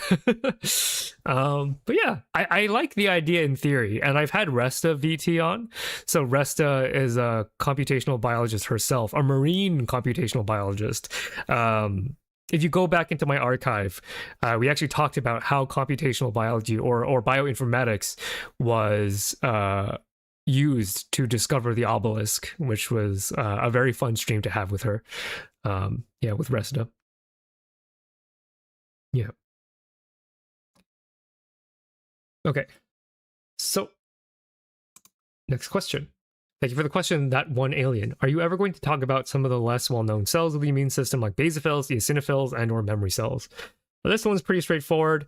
Yeah, if there's a story that has them as central characters, for sure. They will probably get their own spotlight eventually, because I do plan on having one dedicated video for every immune cell. And they'll definitely be part of a much more ambitious video in the future, which I'll tease at the end of the stream. So yeah, but since they don't show up as main characters very often, that's just because I've been primarily focused on bacteria and viruses, because those are my comfort zones. I think the brain-eating amoeba is the only non-bacteria, non-virus pathogen I've covered on the channel so far. So once I get into helminths, you'll start seeing different immune cells come along. So my favorite microbe? Don't have one yet. I like Vibrio a lot. I like Pseudomonas a lot. But I haven't had a chance to talk about them, so look forward to those. Okay. Thank you for the question, Lorelli. How the helly deli are you able to do so much research and yet make it simple to understand? So I had mentioned this answer before. I am teaching myself as I am teaching you. I'm just aware of how I learn, because over the years, I've developed a high level of metacognitive ability, just like the awareness of myself, right? That's not to say I'm smarter, because I don't think I am, but I am acutely aware of what my brain is doing. and I know the limitations of my own brain. And if you can master kind of yourself, it becomes easier to consume more information. And also, biology is my comfort zone, right? Molecular and cell biology. I'll never be very uncomfortable reading a paper in those fields. Sure, I'll be uncomfortable because I can't master everything in cell and molecular biology, right? But since I studied it for so long, it's actually not that bad for me anymore. And in terms of making it simple to understand, it's not simple to understand. You, as a viewer, when you are watching a Find the Neutral video, you are doing work. You are doing more work than a lot of other SciComm channels will allow you to do. So don't put the credit on me, because in my videos, I'm just teaching myself. You're the one that is actually doing the understanding. So maybe the better question is, why are you so smart? Why are you so smart? Okay. Next question. Yeah, the answer is just graduate school. That's how I'm able to do that much research, right? People say, what is the value of graduate school? For me, the value of graduate school is being able to learn how to handle ungodly amounts of information and be able to process it enough for a video. That's something that I can't teach you. It's just something that you have to do. That's just the doing part. Okay, next question. Thank you for the question, Raphael. What's a scary fact from your professional work, something you've worked on and it got you both excited and terrified? Brain virome. There are viruses that just hang out in your brain. And are they doing something? Are they not doing something? Maybe. We do know that there are certain virus populations that are more associated in the brain tissue of people with neurodegenerative diseases like Alzheimer's. But whether or not they are causative, like having this virus in your brain is causing the disease, or whether or not they are correlative, like maybe an immune system that isn't functioning very well allows viruses to get to the brain, and maybe it's the immune system not functioning well that actually causes neurodegeneration. We don't know, but it's weird to think about viruses just hanging out in your brain. So to me, that I'm gonna make a video on it at some point, but not yet. But it is something that I think is very, very interesting. Very, very interesting. Oh, this is a big one from Jared in Seattle. Thank you for the question, Jared in Seattle. I'm embarrassed. I don't have anything intellectual to ask. That's totally fine. Please prepare for a minor ramble that I will not be offended if you ignore. I figured it's fun. There's a charm to this rant. I'm curious as to your driving motivation for making this channel. You clearly put a lot of time and effort into creating engaging, educational, entertaining, and informative content. A few of your topics and subsequent videos have made me pause to ruminate about the complexity of everyday life. It's a beautiful thing that I don't often think about deeply. Anyway, why do you do it? Is it an outlet for your own curiosities? Is it a desire to educate the public? Is it an evil plot to acquire a leading stake in cellular biology YouTube? Clockwork is fighting hard too. I'm sorry, if I can distill my question, I would ask, what keeps you motivated to create? I personally find myself starting many projects and finishing few. I have ideas as to how I can be better, but if you have any personal perspective or insight, I would be curious. Congratulations on having 1/10 of a million subscribers. Thank you very much. Absolutely bananas. Here's so many more. Thank you so much for the kind words, Jared in Seattle. And thanks for being a member. Okay, so I kind of addressed this question before of like, I make content for myself, right? This is for me, is not for you. If I wanted to maximize your learning, I would do market research. I would do exit forms, right? Like I would poll, I would collect data. I would try to get a more objective handle as to how these videos were being perceived, but I'm not, right? This channel, my goal is not to educate the world. Okay, because if that were my goal, I would structure these a lot differently. Believe me. My goal of this channel is this moment right here. You just said, Jared in Seattle, a few of your topics and subsequent videos have made me pause to ruminate about the complexities of everyday life. It's a beautiful thing. That's why I do it. Because it's an ego thing. Because I view biology to be beautiful. And I wish to share. Because sharing is love, right? This project is love.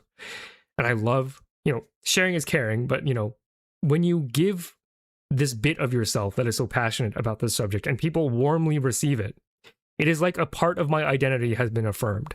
That this part of who I am is worth something. And, you could say something about, oh, you shouldn't peg your self-worth on other people. You shouldn't make it dependent on other people. But let's be real. Your being, your becoming of being is a conversation, an evolution of the networks that you belong to. You are not just you. You are a brother, you're a sister, you're a parent, you're a friend, you are in part defined by your connections to other people. And part of what makes this project so amazing for me is now I have this network of people who can confirm to me that that my love is warranted. My love for biology is warranted, that this is something that I am not alone in. And I get to share that with people. And that's very affirming. Very, very affirming, you know? Are there any free online reliable sources of biology topics? All over the place, right? Kids Health. It's still up and running, although it looks very different these days. Tons of YouTube channels, you know, Khan Academies, you know, they have free stuff online as well. SciShow is great, you know, of course. A lot of them on YouTube, of course. Okay.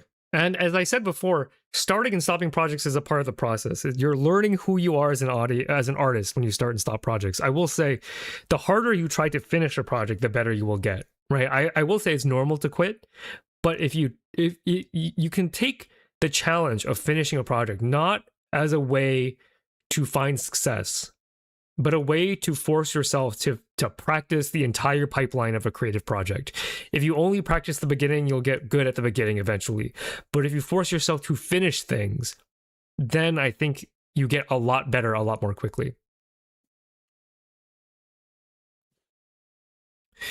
Yeah. Okay. So I'm here in the first place. I like sources, articles, or websites. I mean, PLOS as a journal, PLOS. They have their entire journal is open access, so you can read any paper on that website. I love PLOS. They're not easy to read, right? They are research papers after all. But you know, it's something to consider if you are a biologist. That if you want free stuff, PLOS is like so good. And then like the ARIXV, whatever it's called, the preprint server for free stuff before it gets onto journals. Sci-Hub, yeah, Sci-Hub as well. Do you have any books you would recommend for a beginner in cell biology and genetics? Nope.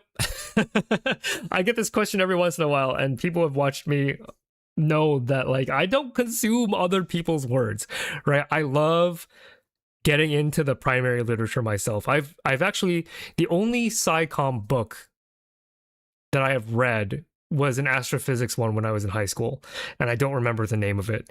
The only biology book that I have read that was meant for a popular audience was a book on the language of Darwin. I have actually never read a pop sci book, so I am sorry I do not have recommendations. Did I mention this before? But why did I settle on Find the Neutrophil? Oh, that'll be later on the Q&A. But to give you the quick version of the answer, is because I think I have neutrophil energy, and I will expound upon that later on in the presentation. What are your thoughts about attempting massive, ambitious mega projects? I'm currently working on one. While it is not as successful as I wanted to be, it is still something. Working on anything, doing anything. I think Zizek has like a very interesting way to phrase this. Like, working on something that you love without the expectation of success is one of the best life affirming things that you can do. So it doesn't matter if it's a big mega project or a bunch of little tiny projects. If you are making something out of a pure, almost fanatical devotion to your own love and expression of the universe, it doesn't matter. Big project, small project, do something, I think, because it is, and I agree with Zizek, you can affirm your being in this world through art. It's not the only way, but through art that you love making, not for anybody, because I see this on social media all the time. You make a thing, you think you like it, and then you don't find the success, and then you get bummed out, and then you stop doing it. That's not affirming, right? The process has to be the thing that you love. The action of doing it, even if you fail or even if you suck at it, like that process has to be something that you love to the point where you have no expectation for success. And that is, I think, one way that you can truly affirm being. Okay, so I think there are pros and cons, right? Big project, you get to really exercise prudence and patience, whereas little projects you can fart out. But those you get more experience about full projects from beginning to end, right? A big mega project, you you increase your ability to resist attrition, but at the same time you don't practice the beginning and ends of project quite as much either. But as long as you're doing something, it's good. Do you think that focus on the public on finding some singular cure for cancer takes attention away from other general improvements and treatments that has improved survival rates significantly? Yes. I will. I try to actually shout those out. I did it in my brain eating amoeba, right? Like, I don't want to focus solely on like the newest and greatest sexy CAR T cell nanoparticle adjuvant, I don't want to focus on those, because while those are like amazing, innovation comes in all sorts of different shapes, sizes, right? In the brain eating amoeba video, I shouted out infrastructure as being the most important thing. It's not biotech. Biotech is not the answer to everything. It can be a part of the solution, but it's not the answer to everything. And general improvements and treatments is not always pharmaceuticals either. It could be methods, right? Just how, like, with the existing tools, a better way to do things. That could be it. There are many ways that the fight against cancer can be tackled, and you don't have to be in biotech to do it. Okay, next question. Oh, this is another one from Jared in Seattle. Oh, no, sorry. This is just a simplified version of the previous question. Why do I make content? So we already answered that. Making and sharing art is loving and being loved. Do it. Make art. Do it for you. Don't do it because I told you, but do it because you want to make art. I love biology and I want to share it with the world, so that's really it. It's not really any deeper than that. Okay. All right, next question. Thank you, Otto, for the question. I think you've spoken mostly about or shown bits of your previous content to YouTube members, but now that you're celebrating 100K, can you please talk / show more about this content to non-members? Unfortunately, because this stupid audio thing doesn't work, what I will do is I will post, I believe it's on my second channel.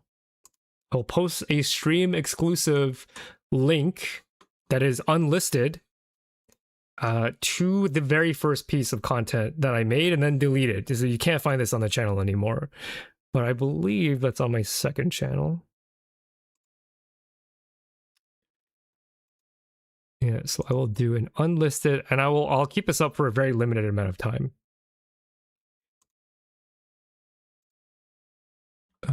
So let me go ahead and so what this means is that this will not show up on any algorithms. You can only access this through this link. So if you want to see the very first thing that I've ever made for the channel, but then deleted, you can see how different and also kind of similar the style is to what I'm currently doing. Let me just quickly check if there's something doxable in here. I don't know. I think I did a good job at. Should be okay. Should be okay. Let me just give me a second. Yeah. Should be fine. Should be fine. Okay. Share that link. So unfortunately, I can't exactly show this today because the music's not working. But I'll pin this for a little bit as like a fun, like this is even before the very first official piece of content. This was, this was my very first attempt at the rabies video, So you can go ahead and give that a. I still think the video is funny in places, but it's definitely very different than my current style.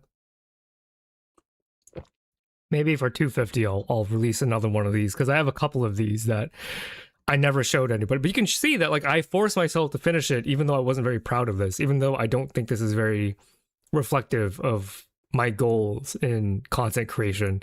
I still forced myself to make these videos top to bottom. I just didn't like them enough to show anybody. Okay. Okay, next question. So thank you, Jack, for the question. Why don't you cover in your videos how the immune system can overcome immune suppressive mechanisms? This is a great way to explain more about how the immune system works, how the pathogen works. For example, in your Yersinia pestis video, you had explored how survival is possible. You would have reached a point to talk about how the YOP system is not instant acting and buys time for cytokine signaling and some early slowdowns of reproduction. Thank you, Jack, for the question. This is an interesting question. It's one that I've gotten a couple of times on videos. However, there's a very good reason why I don't really do this. So it's a good point, right? I would love to be able to tell you this is why people survive. However, it's really hard to find research into finding out why people survive infection. It's easier to research why an animal dies versus why an animal lives, right? Because usually when animals die from these types of infections, it's usually for a very similar reason, animal to animal. There's not a lot of heterogeneity when infection happens from the perspective of the pathogen. However, the immune system has so many different tools that it's really hard to say why any singular individual survives an infection. You know, maybe this person's neutrophils function 10% better. Maybe this person's T cells function 10% better. You know, it's really hard to say. So I think it would be interesting to explore. In practice, it's a little too hard for me to actually make it to content. Okay, next question. Thank you, Jack, for the question. And another one from Jack. What is my favorite virus family? Also, shout out to the taxonomist for deciding that to classify viruses by how living organisms are classified with the same words. So my favorite virus is maybe the herpes viruses. It used to be rabies. But actually, I think so rabies has 5 genes, and that's cool. But it actually means that there is not a lot about rabies because it is pretty simple. It's pretty simple. It does a lot with those 5 genes, don't get me wrong. But herpes viruses are actually very, very complex. And the battle between the immune system and the herpes virus is actually, I think, my favorite immunological story so far. And I've been saving it for when my reputation is better. See, I don't want to show it too early.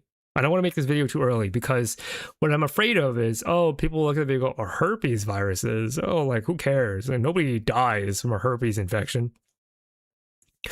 I want to wait until I feel comfortable enough with my reputation of being like a quality content creator where even if you aren't impressed by the thought of watching a video on the herpes virus, I want my name to be enough for you to watch the herpes virus video because I love reading about the herpes viruses to the point where if that video does poorly, I'm going to be pretty sad.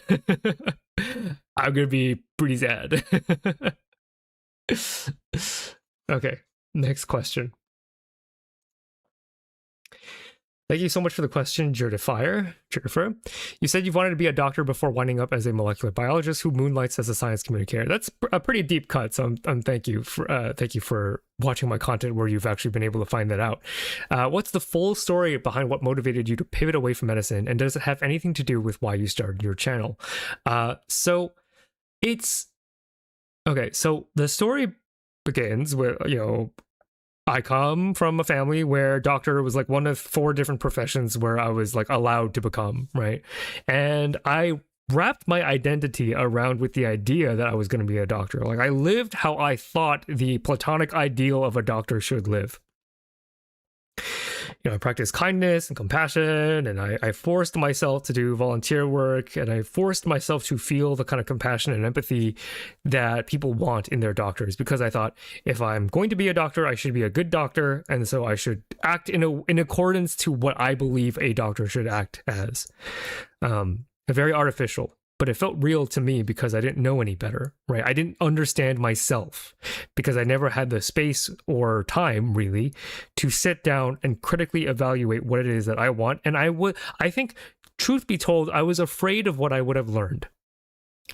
I was afraid of what I would have found if I truly sat down to ask myself, is the life of medicine a life for me? Because there's a kind of security in being a doctor, in the sense of like, this is a recession-proof job. This is robust to changes in technology, as far as we can tell. It is a life of monetary security as well, past the debt that you go into to go into medical school. It seemed like that kind of future, if I could attain it, would have been very secure and very safe for me. However, my pre-health advisor in undergraduate, the person whose job it is to get you into medical school, asked me one very important question, and that was, why do you want to be a doctor? And, this is the moment, right? This is a moment where I had been avoiding this very question for years, for decades of my life, actually, up until that point. And I came in with what I thought was going to be the answer that my advisor wanted to hear, but also an answer that I think very accurately reflected who I am, because I didn't want to lie. So I said, I wanted to help people, and I wanted to do it with science. And I thought, that's what doctors do, right? They use their science training to help people. To which my pre-health advisor said, well, why don't you get your PhD instead? And I was genuinely floored, right? Because I had been living in denial up until that point. In complete and utter denial. Because of the fear I had trying to confront who I actually am beneath this facade of kindness and compassion. Because I am not extraordinarily kind, and I am not extraordinarily compassionate. I'm an okay person at the end of the day. I'm fine. But I don't have a depth of compassion for my fellow person's suffering, nor do I have the hard work and dedication and constitution and discipline and active ownership of, feeling like I could operate in a situation where a patient is relying on me for their good health. I didn't have any of those things, and I had been ignoring that fact about myself up until this pre-health advisor broke me in that moment. Because he was right. I could just go to graduate school and get my PhD. I don't know what I would do with that education, but I knew that I didn't have to go to medical school to do the thing that I said that I wanted to do, which is to help people with science. So I went to graduate school fully thinking that I would be a traditional researcher, and then that didn't end up, the way I thought it would do. And now I'm here. So the moment where I switched off to medicine was by another external force being to confront my own lack of genuine ambition for medicine. It was something that I had always cosplayed and convinced myself that I wanted, but when it came to the direct confrontation, I knew I couldn't lie anymore. This channel is not really a response to that. This channel was born because I'm an art kid at heart. So I just needed to do something artsy, because at the time this channel started, I was still teaching at university. I was a biology instructor. And so this channel was a creative outlet because I always need to do some art project where I'm not happy. But now that it is my full career, you could say that, like, the chips fell where they fell, right? So thank you for the question. All right, next question. All right, thank you, Dana and North. How did you first become interested in pathogens and the immune system? So I think I mentioned this before, but it's from Osmosis Jones. This is my first awakening to how cool infection can be, even though Osmosis Jones is maybe 3% accurate to real biology. It was still, the form of it was very fun to interact with. I really did enjoy it. Blender live stream when from you know who. I'm assuming this is from Brady, the creator of Molecular Nodes, the plugin that Clockwork and I use to render 3D molecules in Blender. Blender live stream when? I know I promised one for my charity stream. It'll happen. It'll happen. Don't worry. It'll happen. It'll happen. Okay, next question. Will we ever see your name on a research paper about some yet unknown pathogen for Annalisa? I am not a practicing researcher anymore, unfortunately. So the only way that I'm going to get my name on a paper is if you put me on there. There's an acknowledgement section in every published research paper, and I think it would be cool if somebody put me there. Thank you so much for the donation, Yakoyuri. Who are you? Where's my Dakuber's video? I don't know what that is. But thank you so much for the support. Thank you.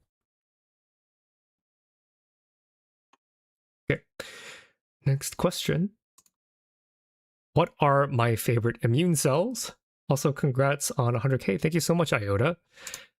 So I think it's My favorite immune cells, probably between killer T cells and neutrophils right now. Again, I'm in a state of becoming. You are always in a state of becoming. Right now, my current iteration of phi is a tie between killer Ts and neutrophils, but I think regulatory T cells might overtake both of them at some point, for reasons why I will make clear in a future video about the different T cells. Yeah. So look forward to that. I think because I think killer T cells and neutrophils, they're very combat oriented cell types, and I think the regulatory T cell, my tastes are changing where now I am more interested in ways that the immune system is robustly controlled rather than robustly activated. So I think sooner rather than later, the tides will turn. Okay, next question. Thank you somebody who studies molecular biology because of our favorite immune cell. Thank you so much for the question. Congrats on these subs.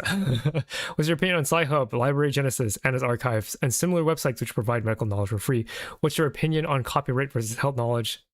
Must be freely accessible. So this is a complicated kind of question.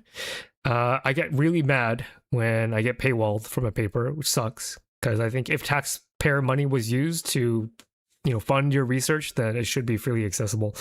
But this is not an issue of science. This is an issue of publication.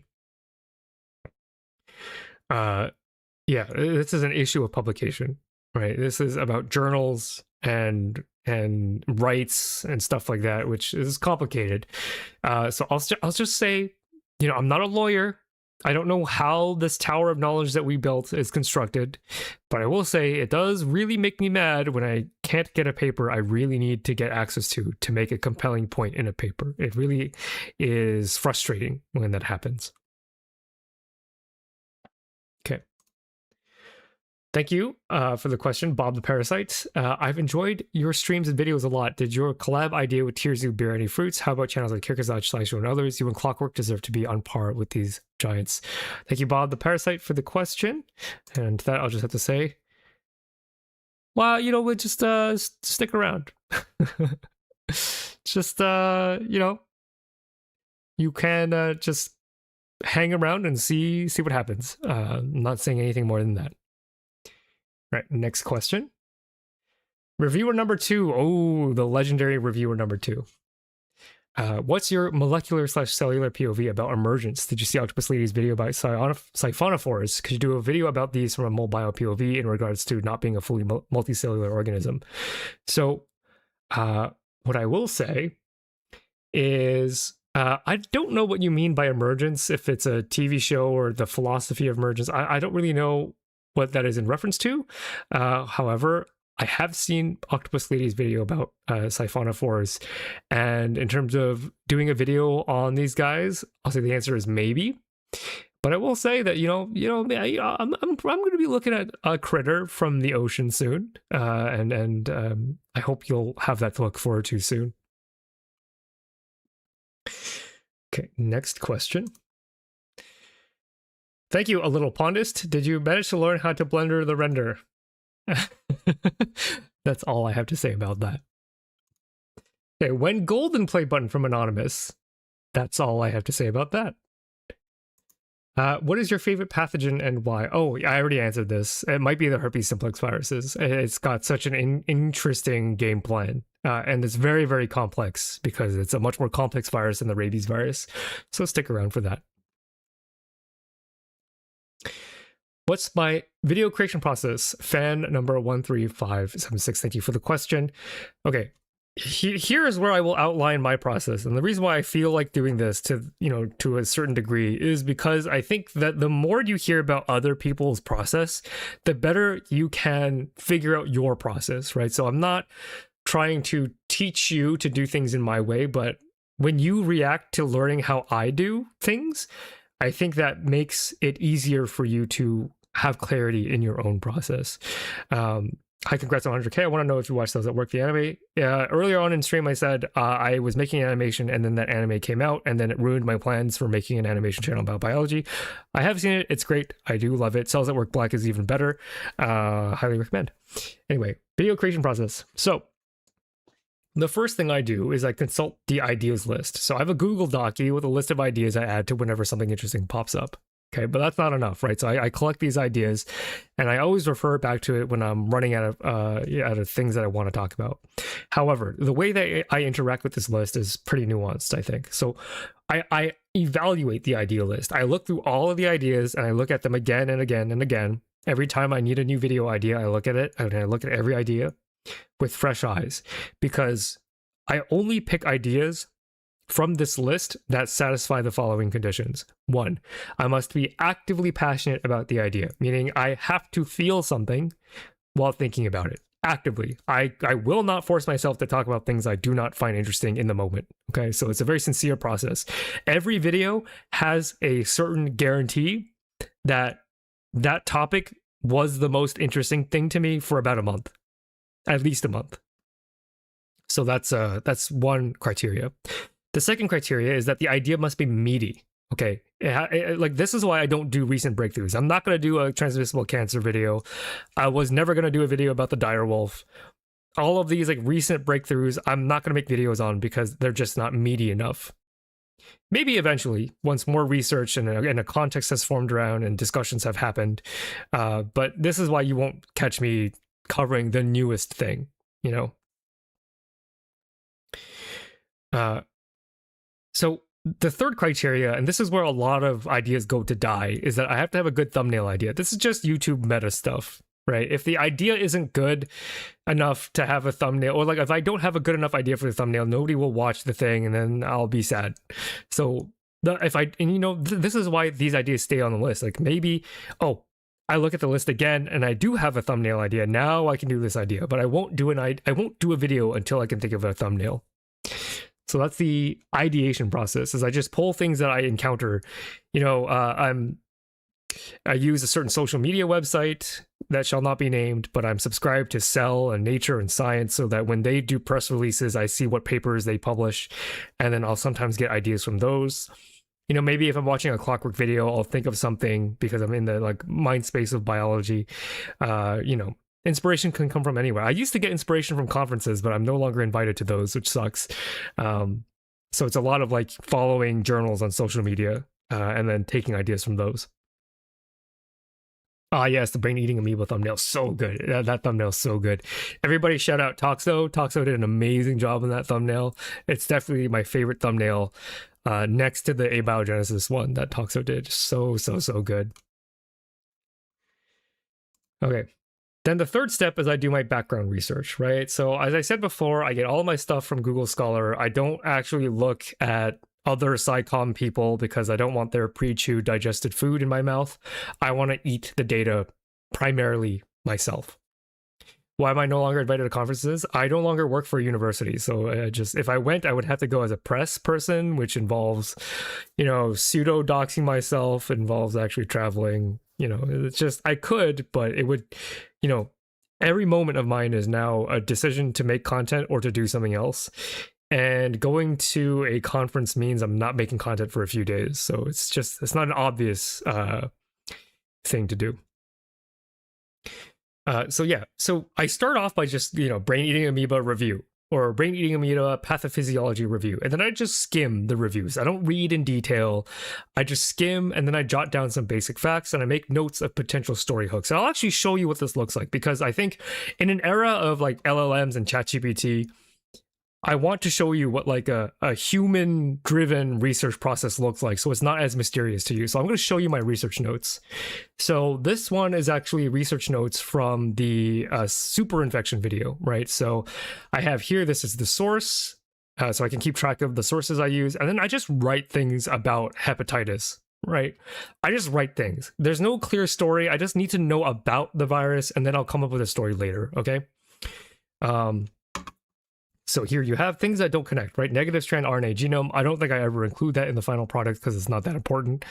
Less than 1,700 nucleotides long. And then I try and find relative comparisons, right? Because this is a small number. And I was like, how do I communicate to my audience that this is a small number? Well, I can convert this to bits, which I do, right? I show a very low resolution version of Phi to show you just how little data is in the genome. So that's like, oh, that's something interesting. I could maybe make that an illustration. So I make this note to myself. So it's got one gene, the hepatitis delta antigen. That's kind of cool. 2 isoforms. This is just facts. It's just facts, right? There's nothing story driven here. It's just things about the topic. That's where all of these videos start. Okay. And then after I have a general overview of what is going on, I will then outline the main story beats, right? The main story beats. So I'll compile, I'll just like get a feeling for it, right? There's no like rigid process from here on out. It's just like what vibes do I get? So I'll either write in bullets or simple sentences depending on like my mood, I guess, unless I think of a sentence that should belong in the script, which you might see in the following slide.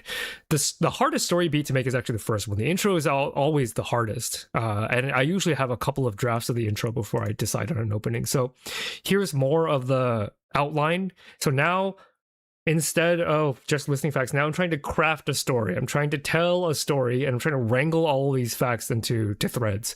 So here I'm just ideating, I'm talking to myself, right? Like I'm in conversation with myself.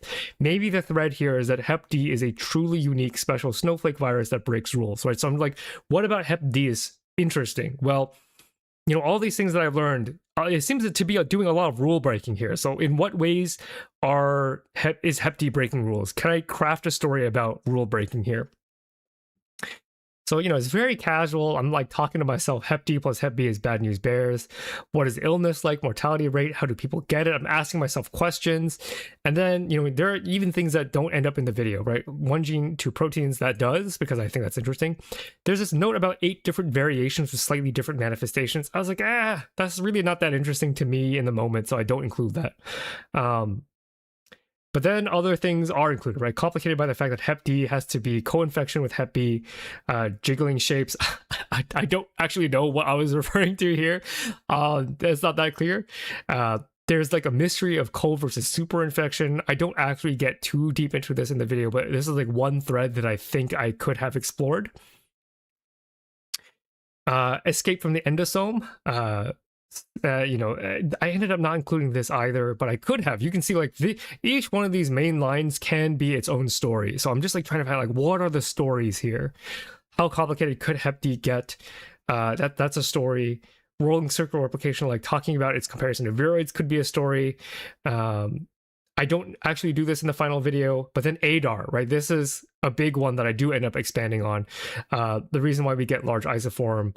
Oh, I say a bad word here in my outline. I try to be very safe for work in the video, but I'm aware of the existence of curses. Yeah. An ADAR 1 angle is crazy. Like I get really, you can see as I'm writing this outline, I'm actively very excited in my outline. I'm not talking to anybody. This is for myself, right? But I'm making a note that this to me is an emotionally appealing angle. Holy cow, an ADAR 1 angle is crazy. I should definitely include this in the actual story. And then regulation is complicated as the ratios of 2 isoforms is self-control. This is too hairy. I ended up not including it. And then evolution origin of HDV. See, this is another thing of like, oh, actually, this is pretty mysterious. So I get the information and then I try to wrestle the facts into to different story threads, and then I pick the story threads that I like the most, and I try to craft an overall top to bottom story from there. Okay, this is an outline from the abiogenesis video, which had a different technique, because I think this was a more challenging exercise to do in terms of like, how do I talk about the beginning of life in any way that makes sense. But then the form kind of like made itself apparent. Like I could do prebiotic synthesis and then everything that is in prebiotic synthesis, and then I can do protocell, and then I can do life. And you can see this is a very early outline of like the general vibe of what I was gonna do.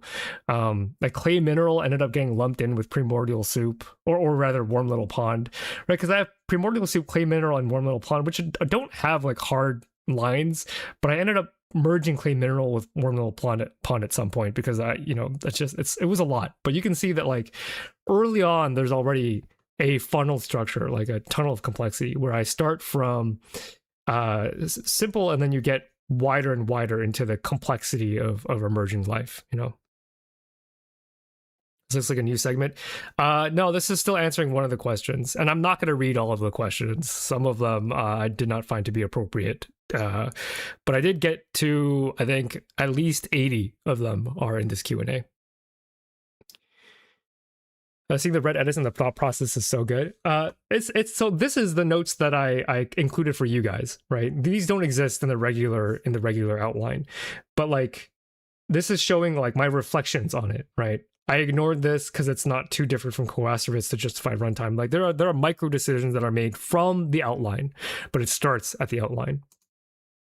And then the final form of the outlines are just usually the chapter titles, right? So in my outline for the brain eating amoeba video, these titles, these chapters that I divided the video into, those are the final outline titles in my research document, right? That's how I broke down the problem. And then, you know, that's the structure I settled with.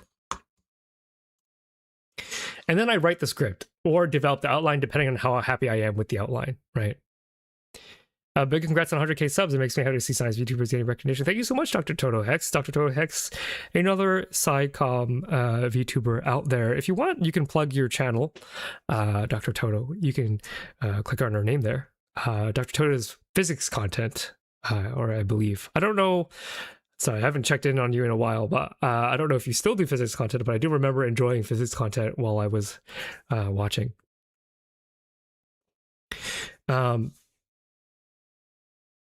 Where was I? Yeah, depending on how happy I am with the outline, right? So either I start from scratch, I just like take the outline as general inspiration, or if the outline is really good, I just work off of the outline. So this allows the story to follow a certain, what I call an appealing shape. Like I need the whole thing to be appealing as an entire shape, right? And this prevents me from losing the plot thread and getting tangled, right? Because you can get really nailed into a rabbit hole, and I don't like getting caught into rabbit holes, right? Like I am a cell focused on a mission, and that mission is to tell the story, and I don't have I have a level of discipline where I don't want to be spending too much time on a story beat that doesn't justify itself, right? So as I'm writing or expanding the outline, depending on what version I go with, I occasionally read everything out loud from top to bottom to try to hear the flow, right? So I'll write 2 paragraphs and I'll read the 2 paragraphs out loud, and I'll see how that hits my ears, because the audio quality of the words that I choose is really important to me. I mentioned early in stream, I love writing. You know, I love writing, and part of writing is reading, and I need the sound to be good. Will this live be saved? All of my streams are archived. So yes, it'll be in my live tab. And then I'll write a couple more paragraphs. I'll write 3 more paragraphs, and I'll read from top to bottom out loud to make sure it sounds good. Because you can get lost in writing the specifics, and you can lose how the whole project feels. And it's a feeling thing, right? I can't tell you what it is I'm checking for. It just needs to sound right, is the thing. The speech should have a rhythm and style consistent with how I speak, right? It should feel natural. It should feel like my unique voice. That's all. I wonder if I's ever abandoned videos halfway through. Not full videos. I don't think I've ever abandoned a full video before. I've abandoned shorts. I've had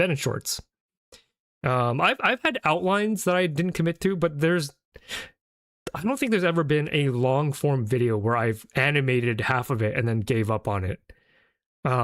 There have been videos that I've done out of order. Like I started it and then I did a different video and then I finished the other half, but I don't think I've ever truly given up on a full video. I usually worry about making things funny in the editing phase. Like if you read my scripts, if you just hear the sound of my voice, it sounds pretty similar to how I would talk in a lecture. That's purposeful because I don't want to take away from the rhythm by having too many cutaway gags. So I try to be funny with the visuals, but the sound is quite serious.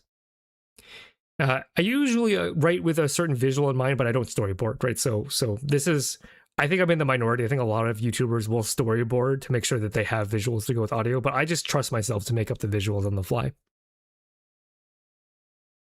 So that's how that process goes. And then I revise, because writing is rewriting. This is This is a trope that you hear all the time. And this is a, I do a fact checking, and then I do cuts where I'm trying to optimize for brevity.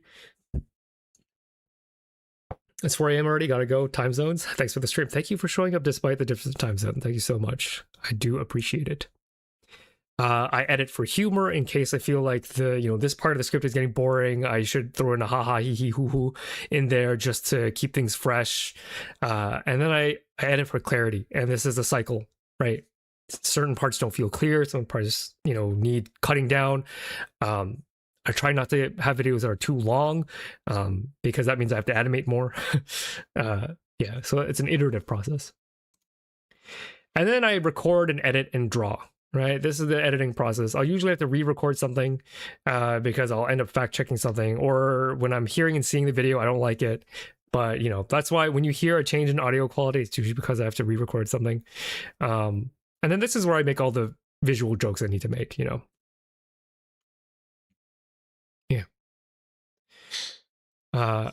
And then here's a very important process, a very important part of the process that is a quality control mechanism. It is the Toxo revision. So I give Toxo nearly the complete video. It's almost done.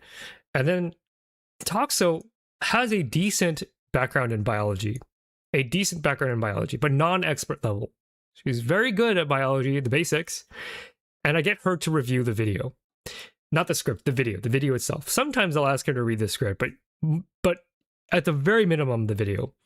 And then she will provide me with a list of notes, a list of final rounds of edits to catch things that I glossed over due to being totally immersed, right? Because, I'm just so in my head when working on a video for weeks at a time for 10 hours a day that I don't see issues with the larger project, but Toxo can. So she has saved many videos from being a confusing, terrible mess. So thank you to Toxo. Yeah, she's also very funny, so she knows when I'm like not funny if certain jokes don't land, and she'll help me punch up ones that are just okay. So comment Toxo W. This channel is more than just me. It's also my wife Toxo. She contributes a lot to the channel.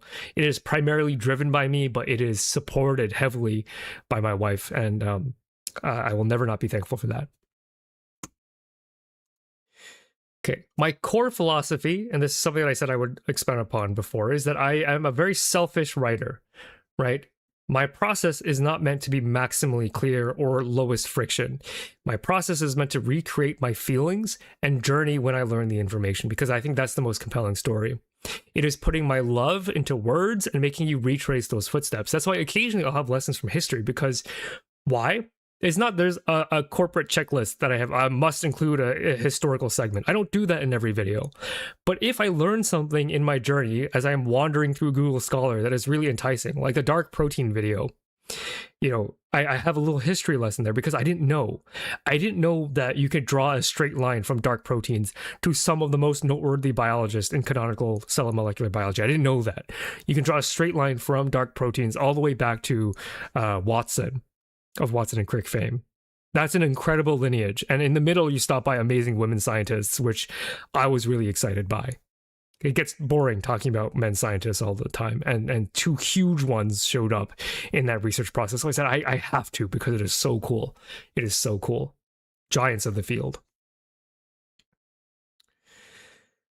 And so the key assumption that I make in my content creation process is that my audience is ready and willing to take the steps that I took in my discovery process. You just need a little help. We're equally smart. You just need a little help. And I'm happy to provide that. So that's my process.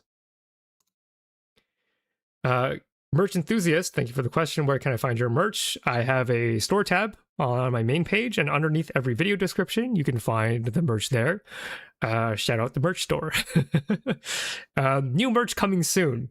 Sadly, there will be no plushie, so don't stake your hopes on that. But there are a couple of shirt designs that I think I really like that just need tweaking. And I need to buy them to test them out myself first to make sure that they're of sufficient quality. But there should be more interesting biology-related things that you can buy in the merch store not too far into the future. Okay, what's your least favorite immune cell by Anonymous? No such cell exists. I'm going to go through these a bit faster now. A lot of your audience is from outside biology. What's a message you've been hoping that they could hear about the subject that you haven't been able to fit in your videos? Thank you for the question, a Parker 314159. I've talked a little bit about this in my streams, but classic molecular biology is the most beautiful biology. By what I mean classic is the era of Watson and Crick. Like studies that were just starting to elucidate what DNA was doing, you know, the DNA before the 20th century was just like snot. It was just some goop that researchers were able to isolate from cells. The process by which scientists went from DNA is a goopy thing into DNA is the hard drive of the cell, that whole arc of biology is incredibly interesting. And I'm not smart enough to make that into content right now. I will never say that I'm not smart enough ever, but right now I would not be able to do a compelling job. Maybe in the future we can both retrace those steps, because the ingenuity, the intuitive ingenuity that scientists had back then was incredible. It's crazy. So good. If I have ever been interested in insect biology, outside of Drosophila, not really. Drosophila, because it is the developmental model, and we'll hear a lot more about Drosophila in my following video. I'm just not a big touch grass kind of guy, right? I don't really have a big interest. And here's the thing, I don't have the pressure, you know, I don't set myself up as being the science man. So I feel very comfortable being like, I find certain insects interesting because of their molecular biology, but I'm not like a bug guy, you know. I don't feel like I have to be.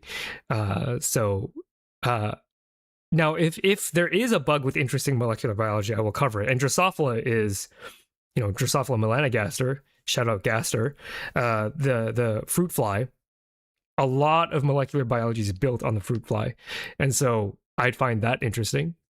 To most people, it's just a common bug, but because we know so much about it, by understanding the fruit fly, we can understand ourselves. And I can't wait to show you that kind of stuff. I would love a plushie. I have cells that work one.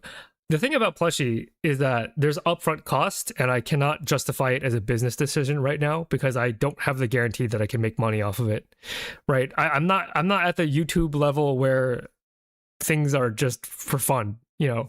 Like every money thing that I have to do, now that this is my job, I have to be like, more money has to come in than money coming out. And right now, I'm not that confident right now in my ability to sell a plushie successfully. But mark my words, it will happen one day. It will happen one day. Okay. Next question. Thank you, Andre. High five. First off, congrats on reaching 100K. Thank you very much. It's an amazing feat, and I'm sure you'll continue making amazing cell and molecular biology videos in the future. As for my question, I'm a second-year microbiology student, and I need to make a YouTube video for my genetics class. My question is, do you have any particular tips for making informative yet entertaining videos like yours? Thanks, and congrats again for reaching 100K. Thank you so much for the question. My advice to you would be to tell a story. Even a messy one is a good one. Don't feel tempted to overfit. A lot of the times, the inconsistencies and the mysteries are the most important parts of these stories. So I've really been having a lot of fun in my recent videos, not shying from how messy the process can be, and not shying away, because when you leave room for ambiguity, that's when you activate people's imaginations. If you tell too complete of a story, then there's no room for ideation, right? So tell a story, but don't overfit. Allow it to be messy, and I think people will be interested in that. Am I interested in autoimmune diseases? Yes, I am. That will be its own video one day. Don't worry about that. Okay, Trishan, thank you for the question. What in your eyes would be the most interesting way you can think of to combine art with biology? Or if art and biology are already combined, what in your eyes is the most interesting example of it? I mean, I'm biased, but I think making art based off of your own understanding of science is incredibly interesting, right? Expressing yourself, you know, in your conception of the world, I think is worth doing. I think it'd be very, very cool. I've seen cool DNA art out there. I've seen, you know, there's like a microscopy contest that you can enter, actually, where who can take the most beautiful fluorescence microscopy image. Those are cool.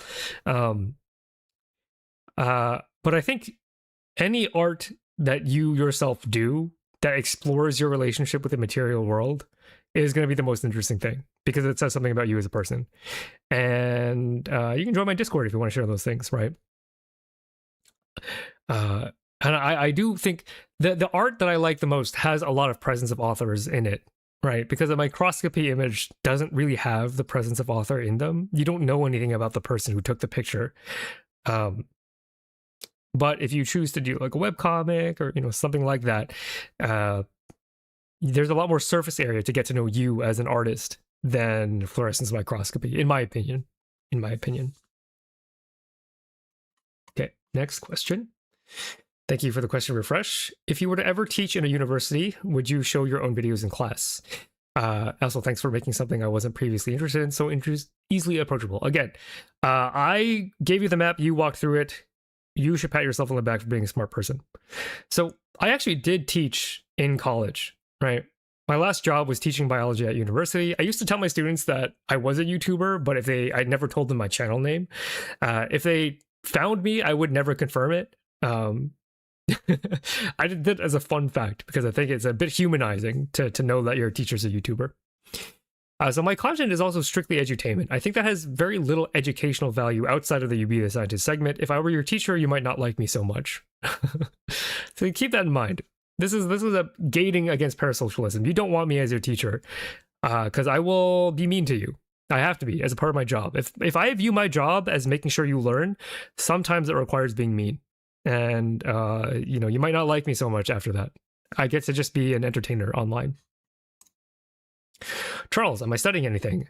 Besides biology, not really. I guess I'm slowly learning to draw just by accident because I have to for the channel.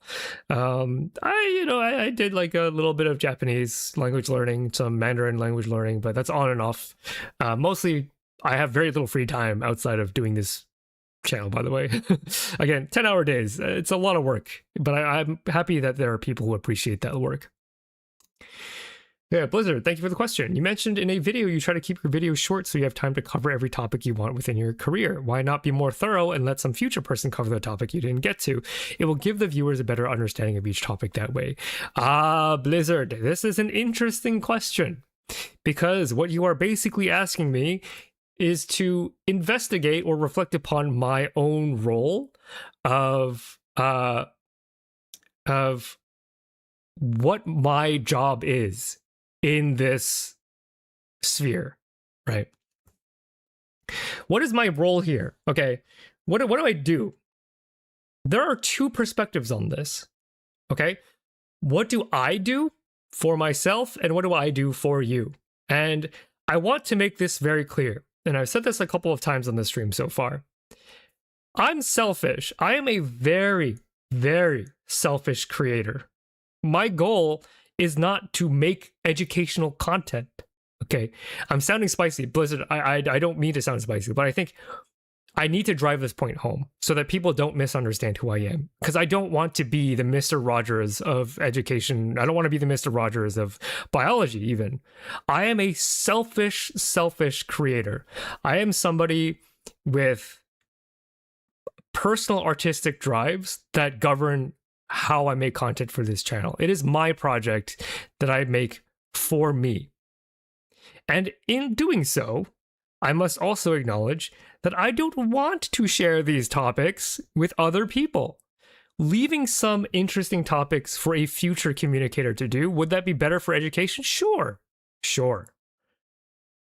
I don't care. And I know that sounds spicy, but that you have to know that about me, okay? You have to know that about me. I am a spicy and passionate person, and the thought of giving up the right to cover the topics I want in the name of education is a selfless, contributing to humanity, making the world a better place. I'm not interested in doing any of that. Sharing my love is for me. It is what makes me happy. And the idea of giving up that so that someone else can do it, so that I could do a more thorough job. This is an audience-centered perspective. Because you're right. Blizzard. You're right. I could do a more thorough job in my videos. I could. But I don't want to. Because I'm selfish. And I don't want to die before I get to talk about all the things that I want to talk about. And I'm not like flaming you, Blizzard. It's clear that you know that I've said this before. So it's clear that you've watched my content enough to have heard me say those things. But I want to affirm something about myself for you all, is that it would not be me to be that selfless. Remember, I gave up being a doctor because I role-played as somebody with kindness and compassion, and I don't have more of those things than any other average person. I am about as kind and compassionate as whoever, random person, statistical average. What makes me me is how deeply and carefully I care about this subject, and that I be the one to do the work. That is me. Okay, so, Goalkeeper says, sharing my love for biology isn't as selfish as you think. But it is. It is a coincidence that other people benefit from it. That is why you don't have to worry about me burning out, right? Because people worry about that. 10-hour days, don't burn out. Please don't burn out. Don't compare yourself to other people. No, I'm not going to burn out. And why am I not going to burn out is because this project was never about satisfying an audience. It was always about doing the best that I can do to express myself as genuinely, to affirm my own existence as sincerely and genuinely as possible. And I am lucky and fortunate and grateful to people who show up, but know that my audience is not my primary master. I am my primary master. That is why I am not going to let some other communicator cover the topics that I want to cover and just give them that opportunity. I kind of sound like Short Cat. I kind of do, don't I? That's the Mario Kart guy, right? I do know that I sound a bit like Short Cat. Okay, Binchan, am I ever going to do HIV-1? Yes, I will do it eventually. Okay, Jack. What is your favorite immune evasion mechanism? This could be anything like biofilms, interferon, antigenic variation, etc., etc., etc. I've mentioned it before. My favorite molecule is MHC, major histocompatibility complex 1. It is the protein that T cells take advantage of to determine whether or not a cell is sick or not. And here's a teaser for the herpes viruses. They will do a bit of molecular mimicry. They can make their own version of MHC to fool the T cell. And that to me is incredible. So that's a little teaser. Herpes viruses have all sorts of other neat tools that they have in their arsenal because they are so genetically complex.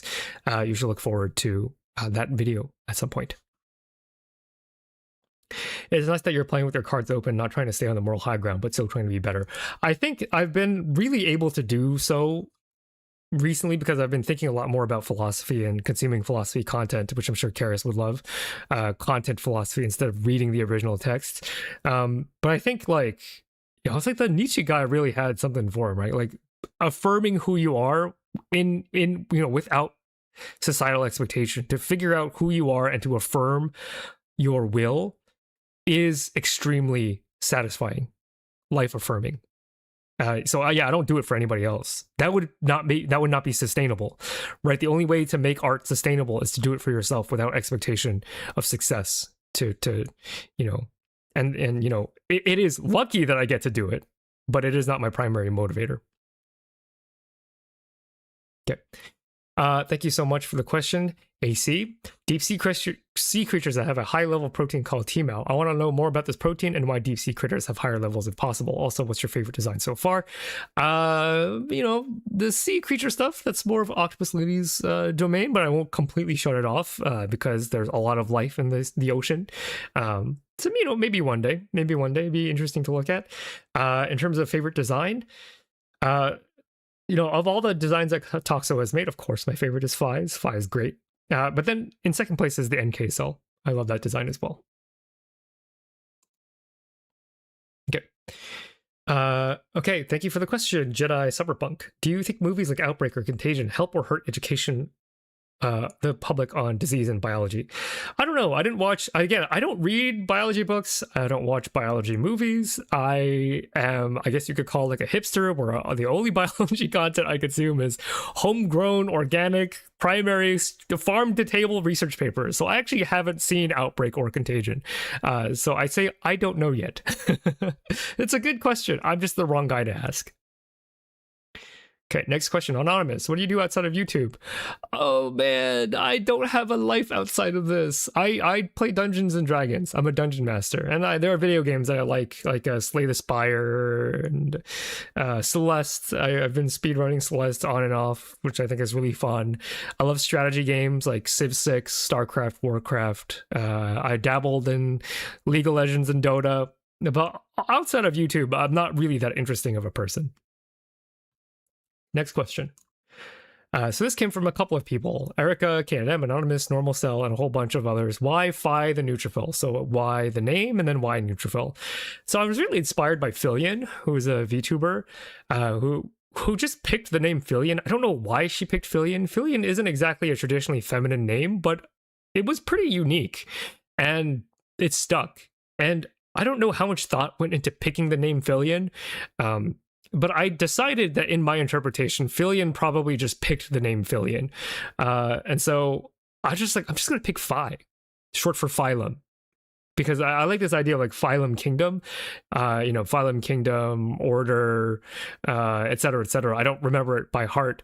But I thought, it's a play on words. Like it could be first name, last name, phylum kingdom.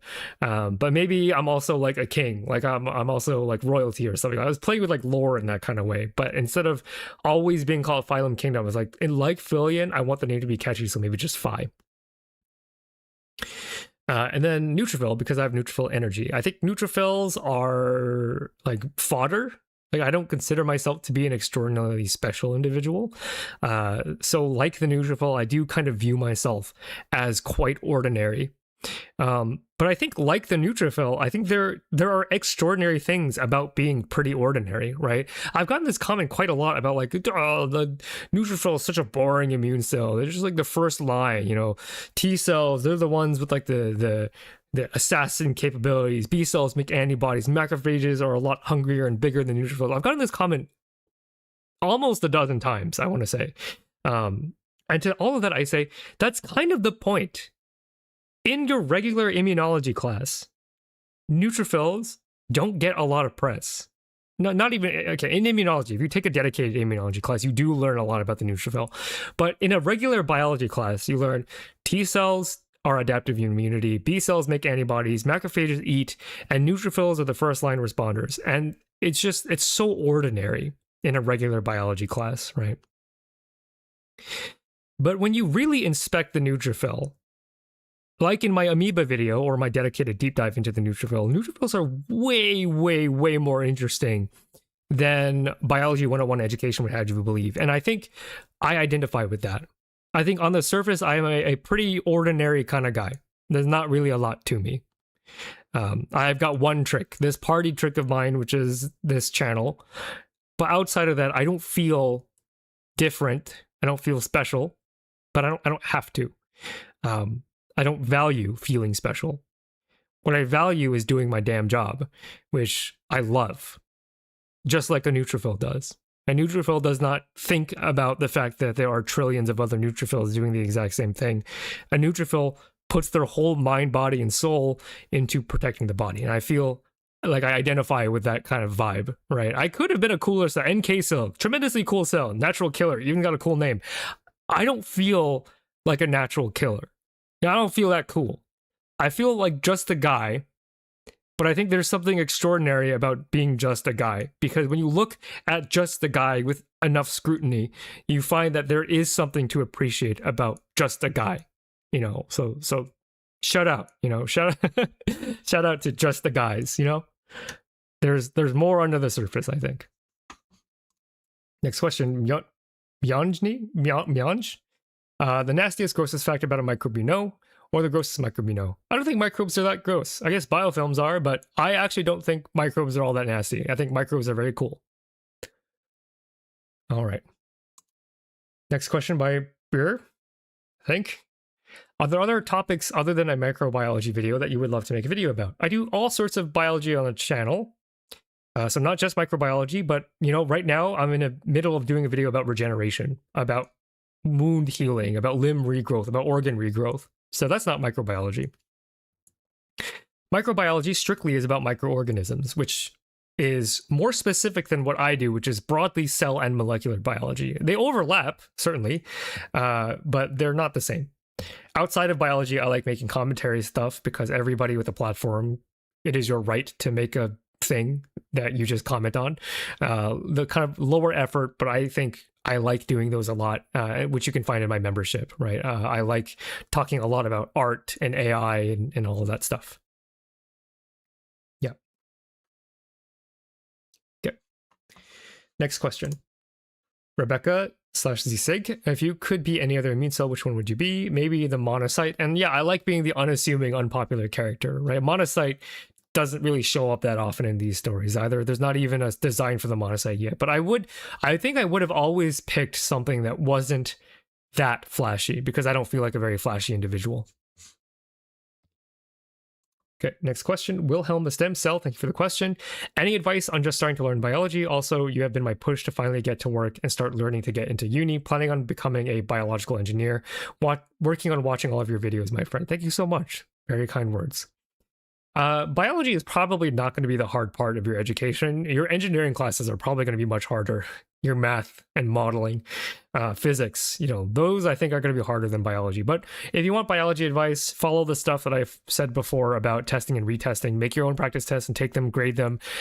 Discard all the questions you got right and keep on going until you get all the questions correct. This is kind of vague advice. Do the test retest thing. It's a raw knowledge check a lot of the time, but beyond that, I think you're really gonna have to ask like Z, fellow V theory member who does physics, advice on engineering and physics, because I think those are probably gonna be the classes that you struggle with.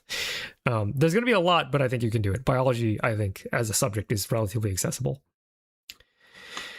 Okay, next question. Another one from Willem.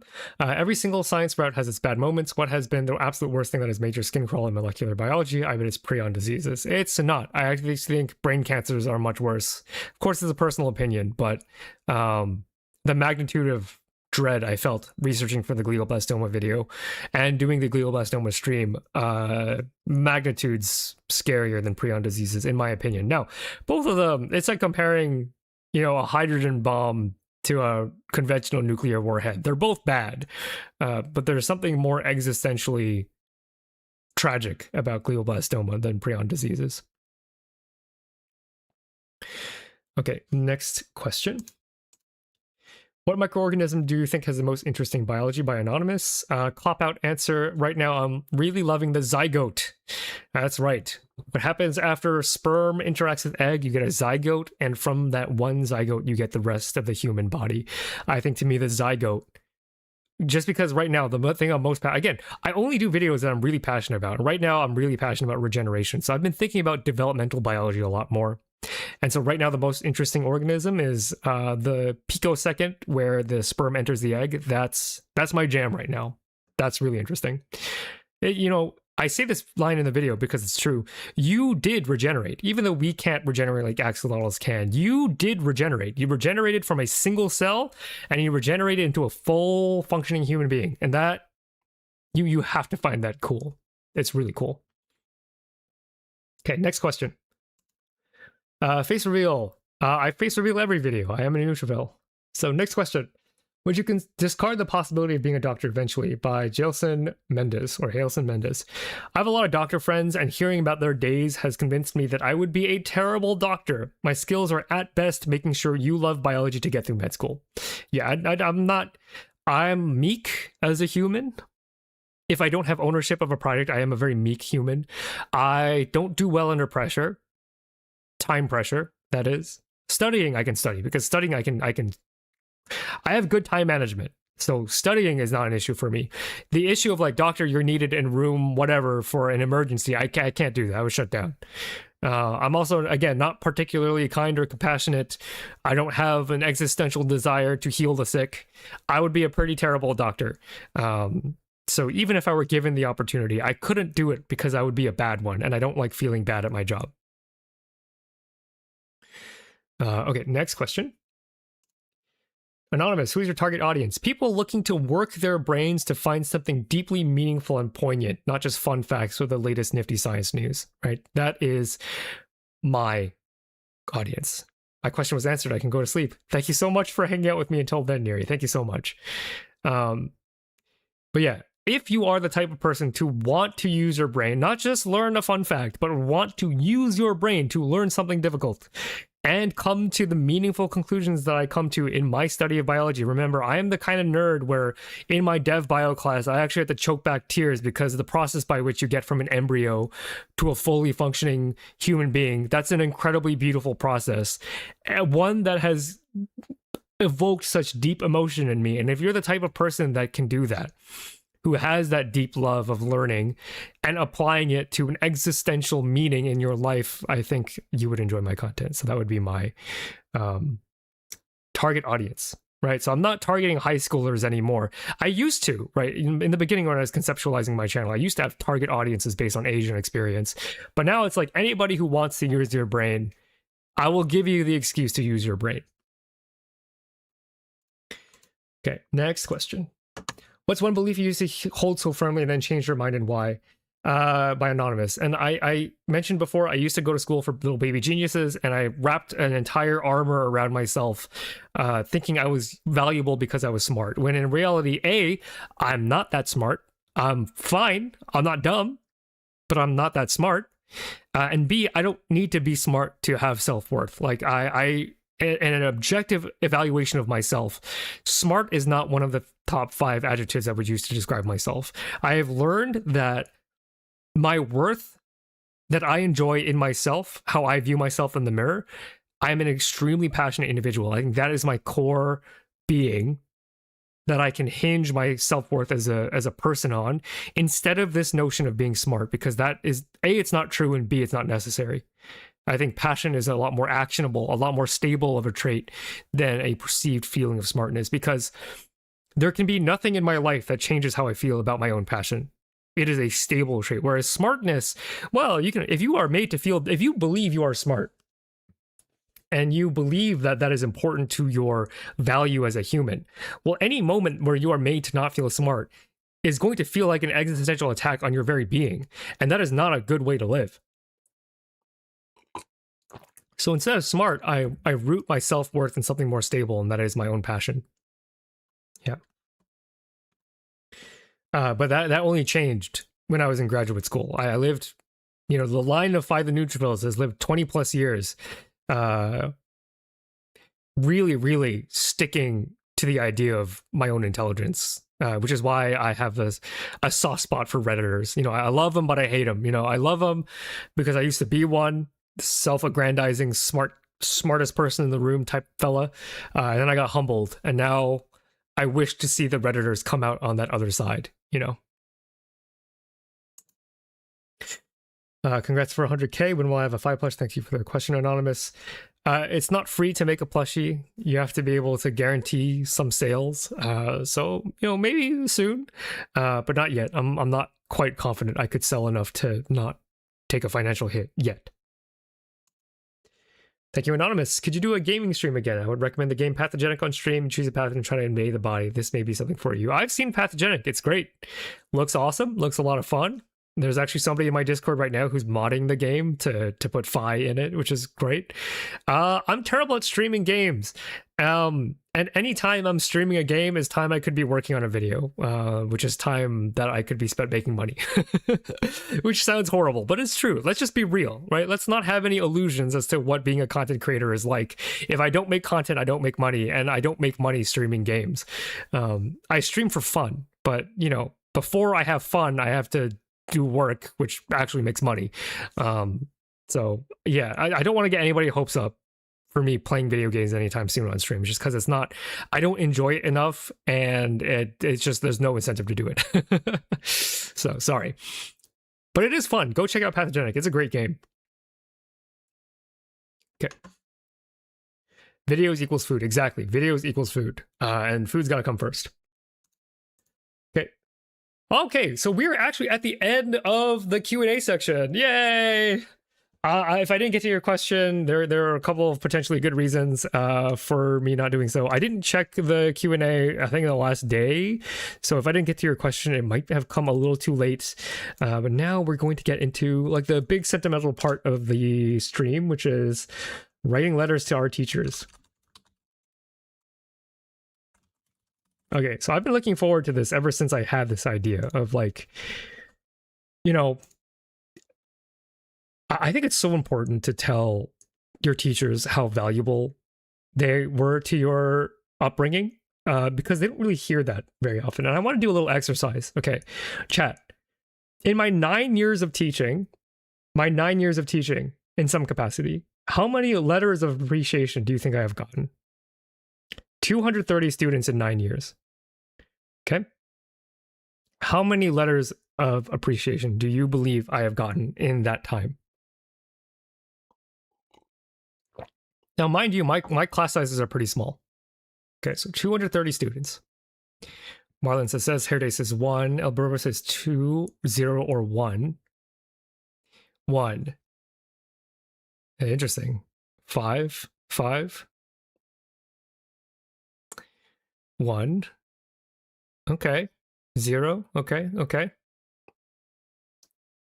It's pretty good, pretty good. 230? I wish.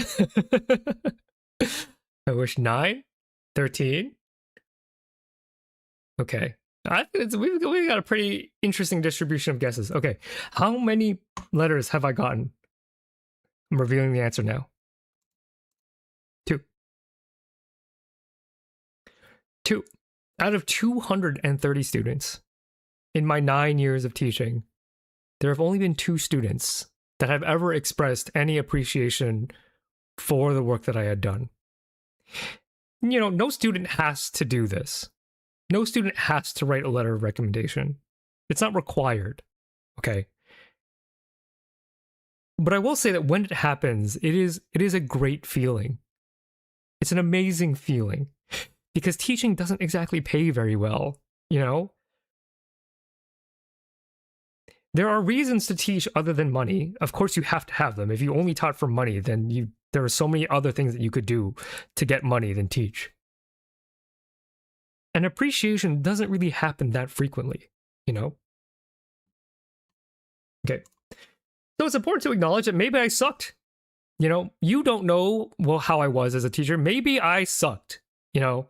Maybe as a teacher I was terrible and that's why I had so few letters. Maybe my students just didn't like me. That's possible. It's possible. I think I was a pretty good teacher, if I'm being honest, right? My self-evaluation is that I thought I was pretty good. And, you know, I'm not that different in class than I am on lecture, so you can kind of give an idea of how I am in the classroom. However, I don't let you get away for free. If you're doing poorly in the class, I'm not going to give you an A for free. You will get the grade that you deserve, and that's why I think a lot of students didn't like me.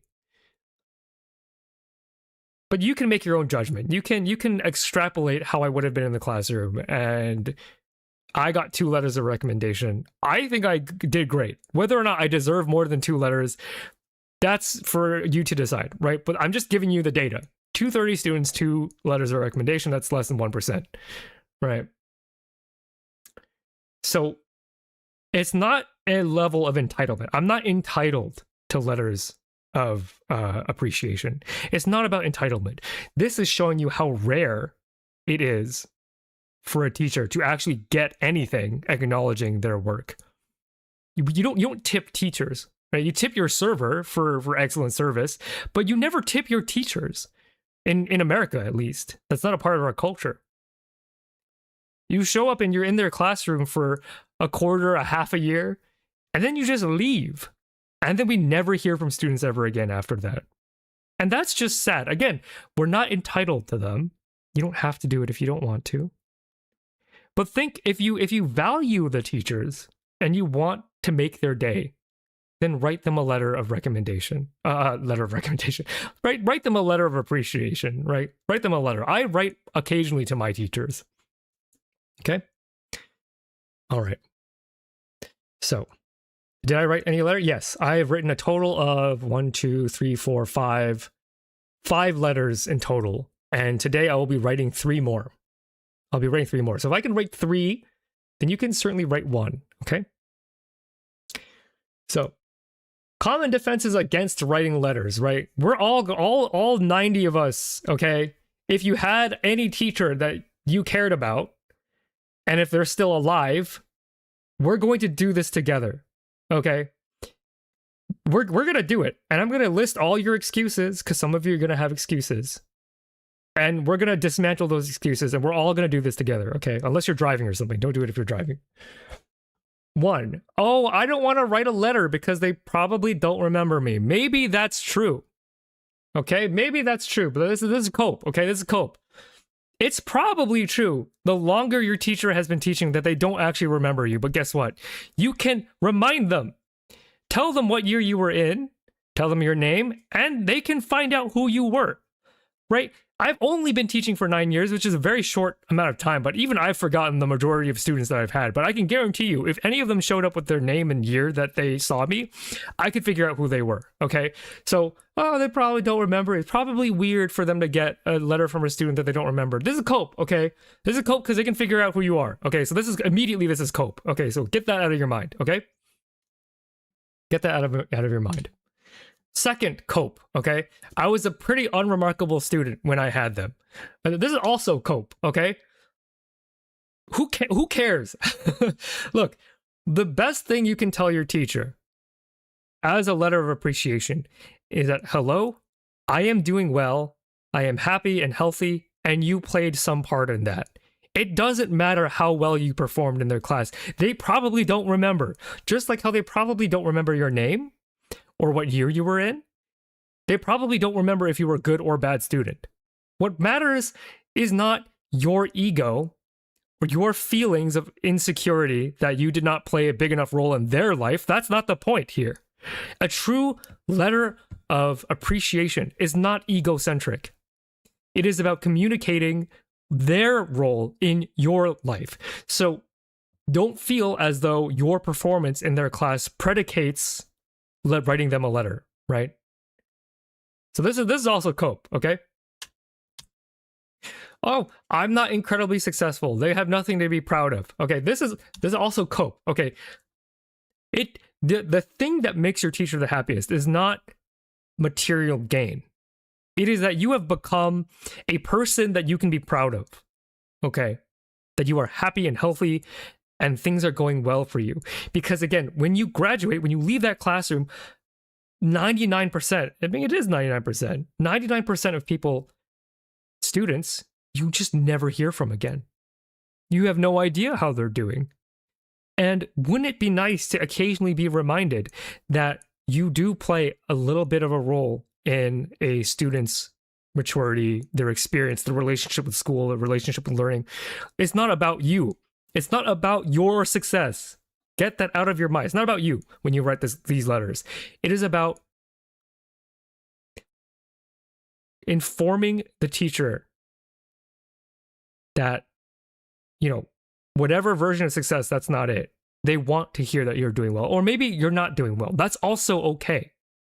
The fact that they played enough of a role in your life for you to even give them a letter in the first place is extremely, extremely validating. Maybe you're not doing well. That's also okay. That's why this is also cope. But to reach out and be like, maybe your classroom was an area that provided me with a little bit of warmth when I needed it at that time. And now in my current challenge in my life, I find myself reminiscing over those times that I just thought of you and I wanted to say thank you. Okay? Just wanted to say thank you.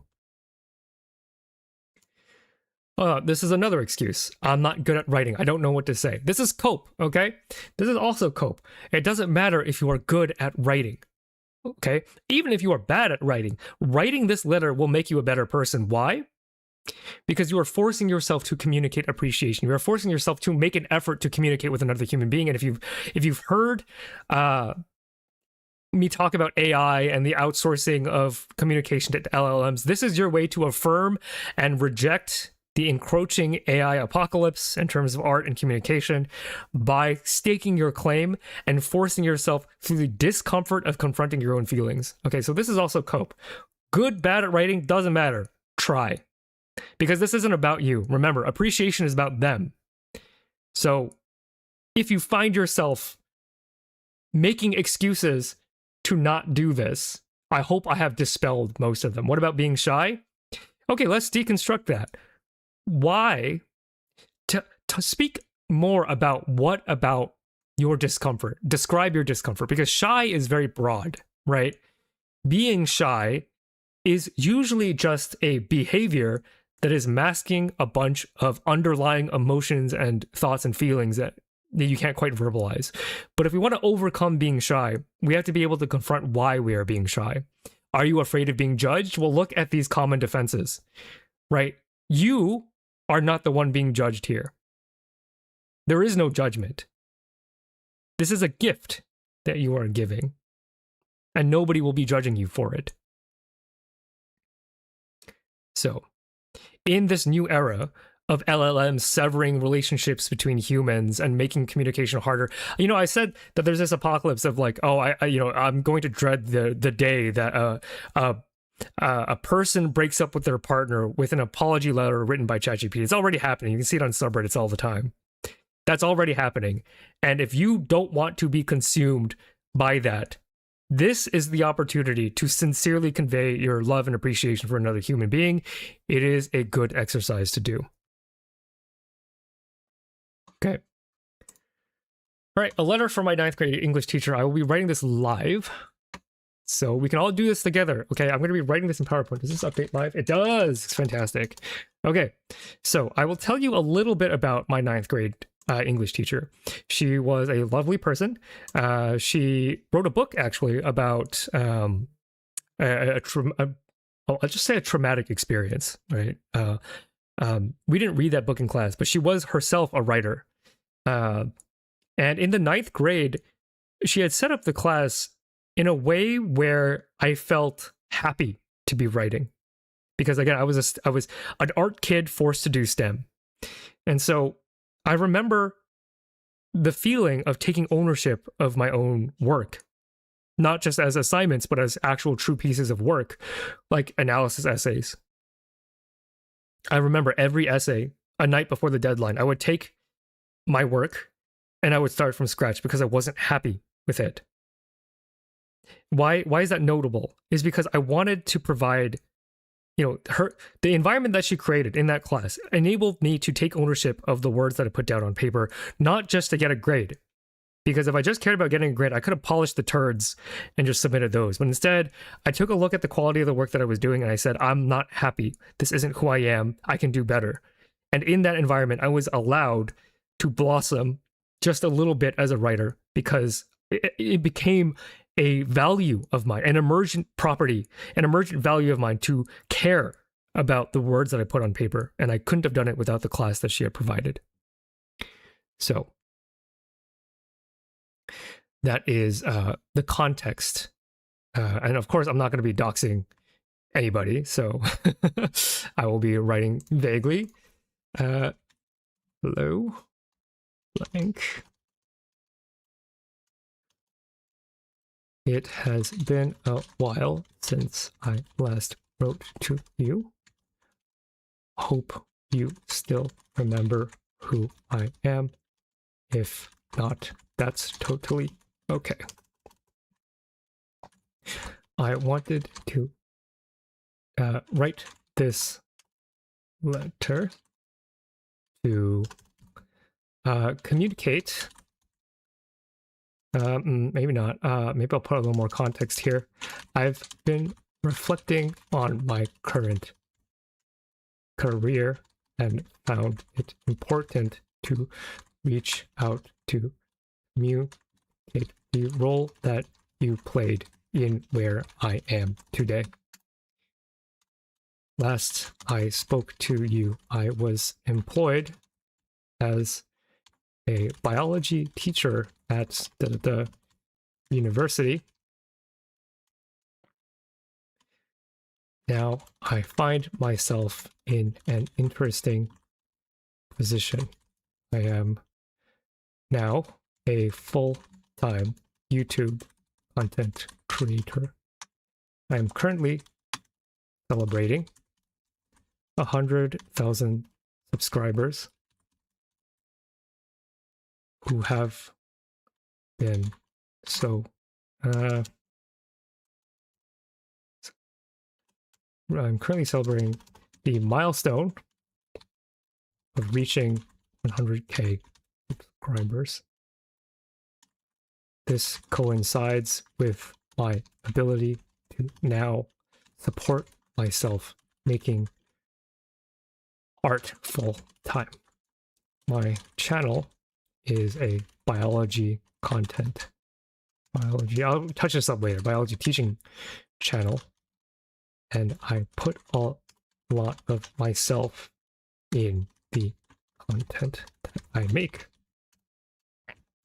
I find myself in a mood to reminisce about my beginnings as a writer. I don't know if you ever realized, you probably haven't, but I remember discarding every assignment you assigned the night before the deadlines. I didn't really understand why I did it back then. I just knew that I was constantly unhappy with the quality of my work. Looking back at all of this, I came to realize that your class was an important space for me to be able to take proper ownership of my writing. I realized I did have opinions on the work I put out for other people to read, even if those pieces are just graded assignments. This internal love for writing, I think, truly began in freshman year, and I have you to thank for creating that environment. I look forward to writing you again when I am at 1 million. I didn't need to refill. I think that's pretty good. What do you guys think, chat? What do you guys think? I'm too stressed to do this kind of thing. But think about how good it will feel to actually do it. I think that would be rad, you know?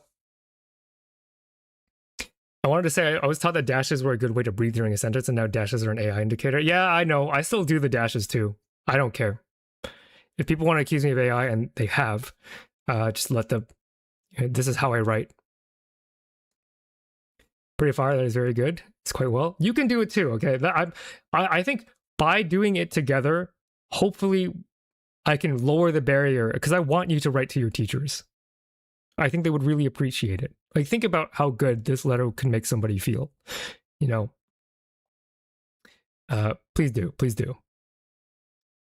Seeing you structure the letter so well on the fly is mesmerizing. This would take me half an hour. It's a skill that you build up over time. I will admit that. And of course, I started in the 9th grade, right? Like, I'm confident in my ability to write. But you only get better when you try, when you force yourself to do stuff like this. It might take you a full 2 hours to write a letter like this, but like through writing, I have become a lot more aware and in touch with my own emotions too, right? Because I have words to describe the way I feel. I have words to describe my thoughts. And by practicing the art of communication, you can become more aware of those things. So yeah, it's not hard for me to do this kind of thing now, but know that there was like a lot of like Again, I mentioned it in this letter. I used to write a whole thing and then I would throw it out the night before the deadline and then redraft it. You know, into like 4 a.m. And then, you know, why do that? Because I think it's fun to really care about the way you communicate, you know?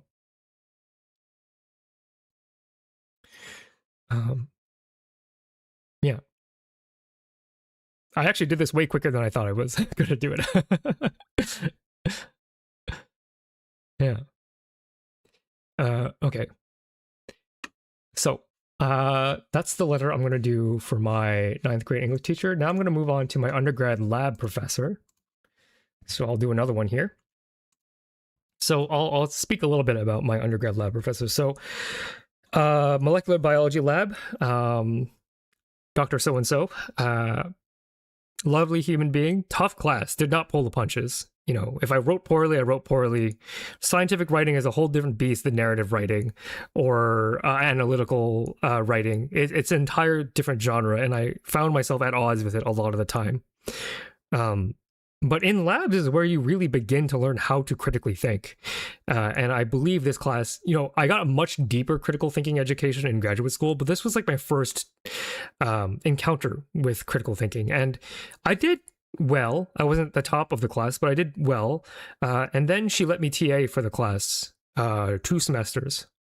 And it was in that TAing where I got a lot of hands-on teaching experience, which really helped kind of blossom into a lifelong love for teaching, really. And the other thing that she let me do is, while I was in graduate school, I had learned how the scientists decoded the codon table, like how they mapped the nucleotides to the different amino acids. And I loved that paper so much. I asked for permission with, you know, 2 months in advance. Like, could I come back to give my version of this lecture to the undergrads? To which she said yes. Which is a weird request to make. And I'm glad that she allowed me to do it because it let me practice lecturing, which is a skill. And it was like an essential skill that I built into Phi the Neutrophil, right? The very beginnings of that kind of communication began because if I never finish a PhD, I can never become a professor. I can never give a lecture full of students. And I just wanted to feel what that would feel like. I wanted to taste. Because in my heart of hearts, before being a scientist, I wanted to be a communicator. And to give me the opportunity to do that was extremely valuable and directly contributed to my skill set that I have today, you know? Okay. What do we think about the role of AI in scientific writing? Should be limited in the same way AI should be in creative writing. My opinion has evolved over time. At first, I thought AI could be responsibly used for certain processes of the scientific process. I think whenever you are using AI, you are flirting with the devil, essentially. You are flirting with something that makes you worse. I'm not the one to have like black and white views on anything. Can it speed up research? Absolutely. I think it makes you worse, though. No matter what you use it for. I'm a lot more radical now on it than I was before, because I used to be like, oh, you can use AI to like find papers for you and it'll be fine and responsible and stuff. I no longer think that's true. I think AI removing barriers is actually a terrible thing for the human brain because you need friction to like be smart and stuff. You need to practice the utmost epistemological hygiene, but even then, exactly, like, I'm not going to say, oh, you're using AI, that means you're bad. But what I am saying is that it's insidious. And by the official definition of insidious, right? It creeps up on you. You won't notice it eroding your critical thinking until it's too late, until you have outsourced, until you have become so used to comfort that any bit of friction in the research process sets you off. And then you can't think anymore. It's insidious, right? And I think that's something that people don't talk about enough, is the insidious nature of AI usage. And that's something that can only come out of a conversation that is honest and not driven in shame.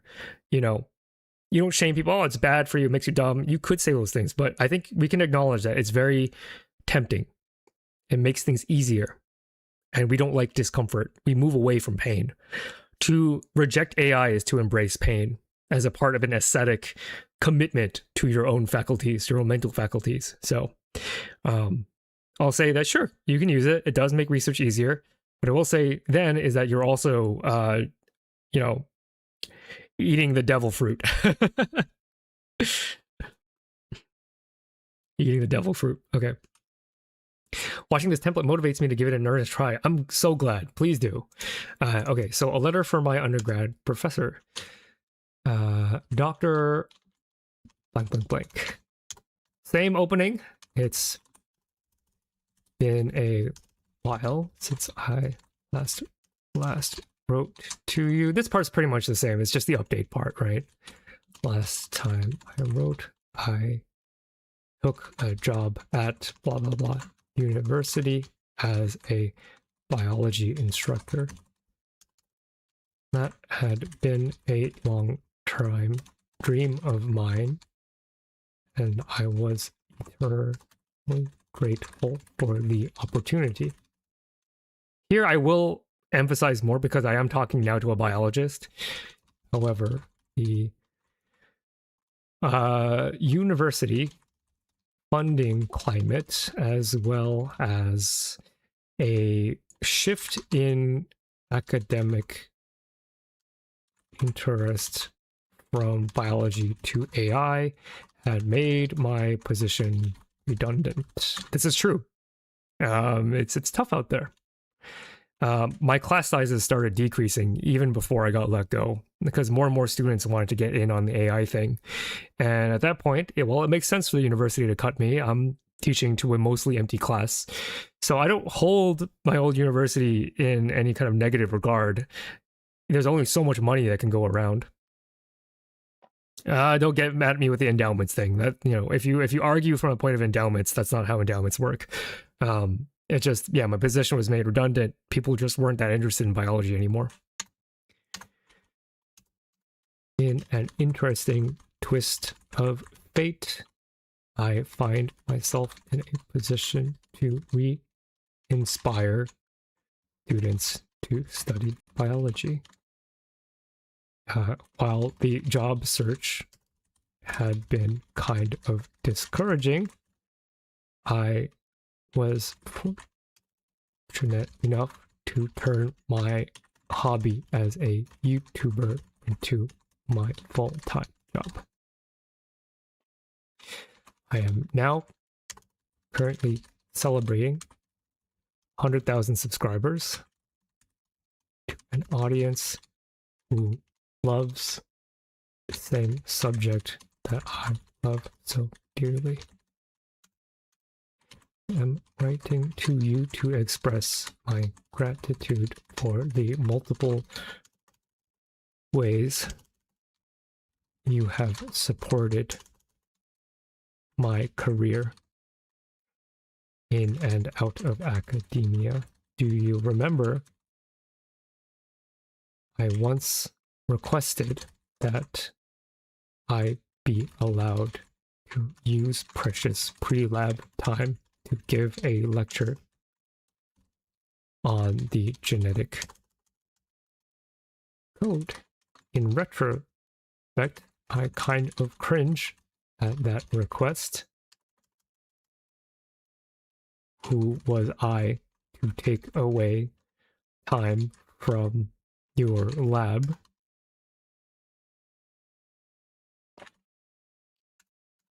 However, I wanted you to know that by allowing me to taste the experience of being a science communicator, you helped plant the seed that perhaps I could do this professionally one day.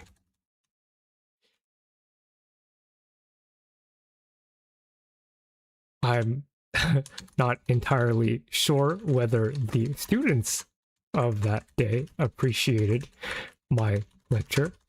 If I am recalling correctly, I think it probably sucked.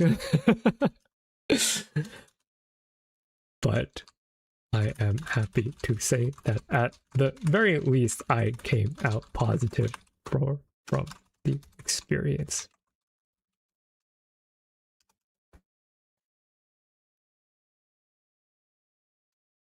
I hope things continue to go well for... Oh, what happened to my mouse? For you. And I look forward to writing to you again when I hit 1 million subscribers. By the neutrophil. Okay. That is a nice letter for my lab instructor. That's pretty good. Keep resisting and stay strong, Fi. The AI bubble has to burst. It just isn't sustainable. I'll talk about the AI thing in a little bit. I have some ideas. So let me read that. Yeah.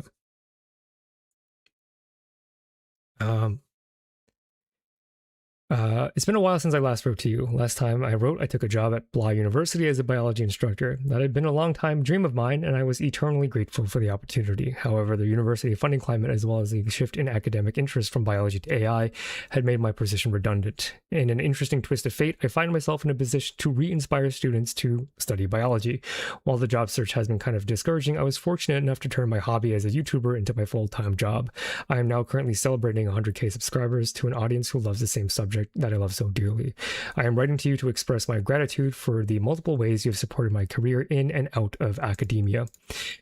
Do you remember I once requested that I be allowed to use precious pre-lab time to give a lecture on the genetic code? In retrospect, I kind of cringe at that request. Who was I to take away from your lab? However, I wanted you to know that by allowing me to taste the experience of being a science communicator, you helped plant the seeds that perhaps I could do this professionally one day. I'm not entirely sure whether the students of that day appreciated my lecture. If I'm recalling correctly, I think it probably sucked, but I am happy to say at the very least, I came out positive from the experience. I hope things continue to go well for you, and I look forward to writing you again when I hit 1 million subscribers. Yeah, I think I like that. I think that's a good letter. And finally, and this is perhaps the hardest letter that I have to write, is a letter for my PhD advisors. So again, I'll give you a little bit of backstory. Yeah, PhD wasn't going so well. I mean, most PhDs don't. There are very rare PhDs that go well. Most people suffer. Most people have to stay longer than they expect to stay. That's just science, right? But I had the 1-2 whammy of like, my thing wasn't going very well, and also COVID happened, and I didn't want to do it anymore. I gave up. And I feel like I left my advisor a little high and dry, because there's very little warning. I just came into her office one day, and I was just like, I'm done. I can't do this anymore. I'm taking a job at so-and-so university. I just can't do this anymore. And it clearly affected her in the moment. Maybe it shook her confidence being an advisor, right? I don't know what damage I did to her, and I've been shy about addressing said damage because I don't view myself as a failure. I fear that I, in the eyes of academia, will be viewed as a failure. Because if you think about it, I spent 6 years trying to get a PhD, and then I became a teacher. You know, there's a common trope. Those who can't do, teach, right? It's a mean trope. But it's a trope that exists, and it's something that people do think about, even if they don't want to acknowledge it. And I had high hopes. I had dreams of being a researcher. I wanted to be a professor one day. But I wanted to be a professor for all the wrong reasons, right? I wanted to get up and lecture and talk about biology. I didn't actually want to do it, though. I didn't want to be at the bench and crunch the data and do all that. Well, actually, I like crunching the data. I didn't like acquiring the data. So I've been kind of shy, even though I am very secure in my identity, in my accomplishments, in who I am as a person. I am wary that teacher is not the most... It's not the most exciting thing, okay, for someone in academia to hear. And I know I said, like, oh, you don't have to write, you don't have to wait for accomplishments to be like a thing, right? But that isn't that. I am now happy in my position. I feel actualized. And that is why I am ready to do this. You know, YouTuber is not that much more impressive than teacher, you know. It's a party trick to be a YouTuber. I think that's true. It takes a unique skill set, sure. It's not very prestigious. I'm not a researcher. I'm not going to be on the forefront of solving cancer or brain injury or any of all those other things, right? I'm a YouTuber. It's not the best. I'm not a Nobel Prize winner. I don't have these career brand name accomplishments. But I'm ready to write this letter because I am comfortable in my position and optimistic about the future. And I haven't been that way since I got let go from my job. This will be the first letter I've written to her, so it's going to take a bit more of a different structure. Yeah, the other two, because I've been in contact with them for a while, it's not hard to write them letters. This is a bit harder for me. This is why this comes last. So here we go. Let me go ahead and get into it, okay?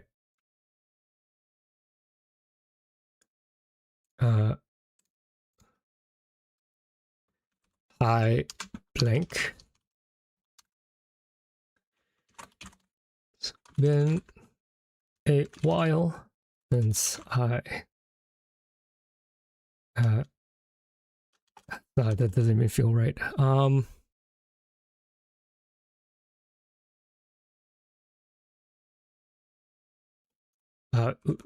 writing to you to give you a bit of an update on how things are going in my life.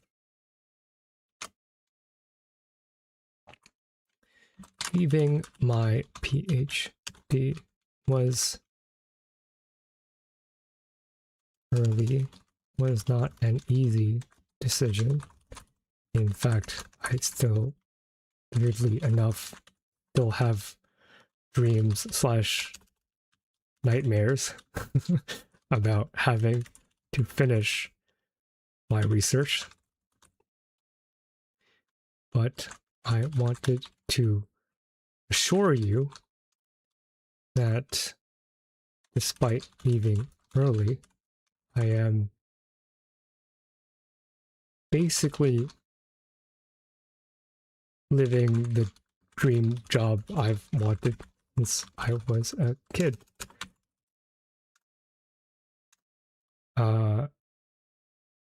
Where do I go from here? As you know, after I left university, I took a job teaching at university, which I thought was the most actualized it could possibly be. I loved teaching at every stage of my career, and getting to teach some of the brightest students in the world will forever be a beautiful highlight of my career. In 2020, when was I let go? 2024? In 2024, I think I was let go in 2024. I was let go due to a combination of funding struggles and a decreasing class size due to the advent of AI. Was essentially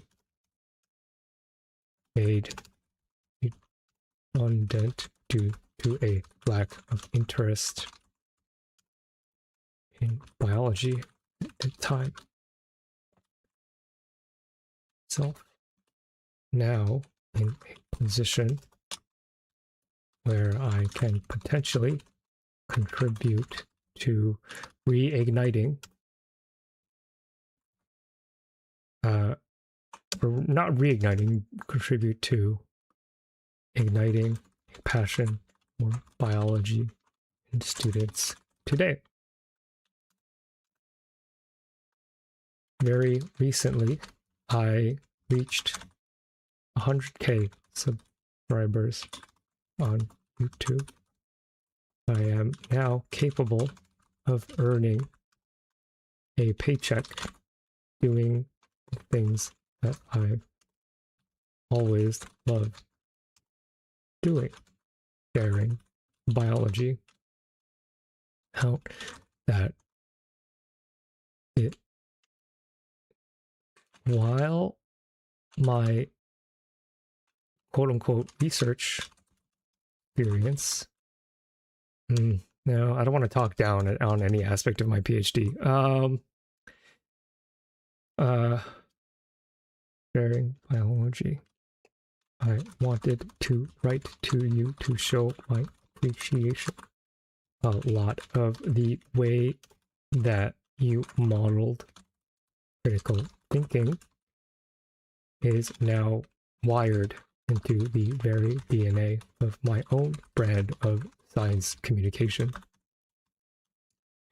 I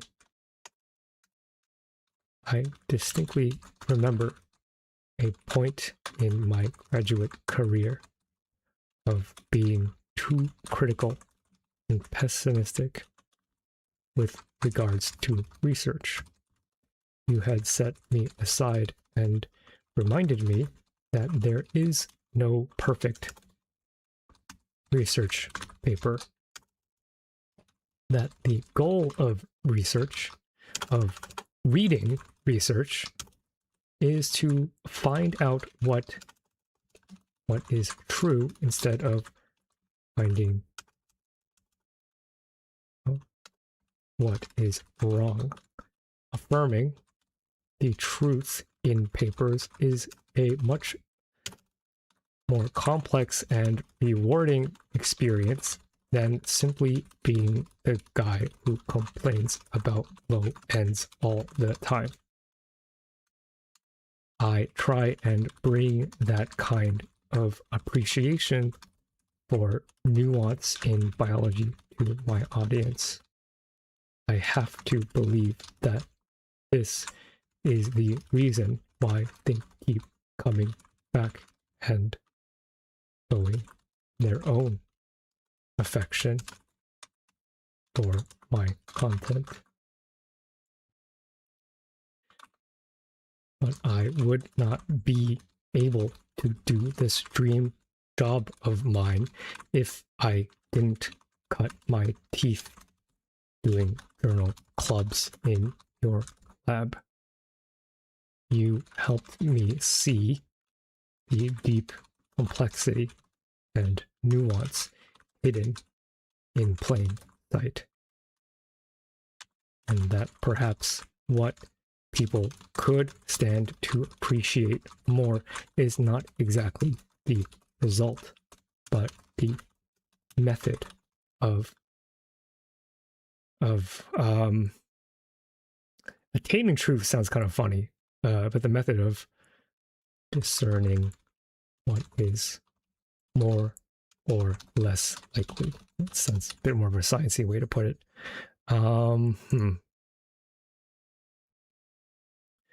Yeah.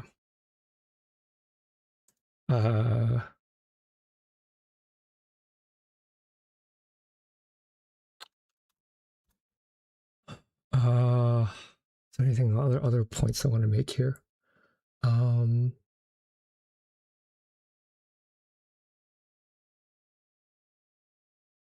don't know. I still keep in mind several mantra that you use to say things like don't drink the author's Kool-Aid and make your own titles have wormed their way into my own lexicon and in my own teaching philosophy. Not only do I make videos on YouTube, but I also live stream journal clubs to give the public, to give non-scientists a peek behind the hood and give them a space to engage in deeper scientific thought than what is typically available on this platform. I think the gentle way that you used to mold my thinking, informed my own philosophy of how I should try and encourage my viewers to think a bit more deeply. All of this to say, while I may not have finished my PhD, I definitely got what I needed to accomplish what I've been looking for this entire time. I love my job as a YouTuber, and I am grateful to exist in a universe where I ended up in your lab.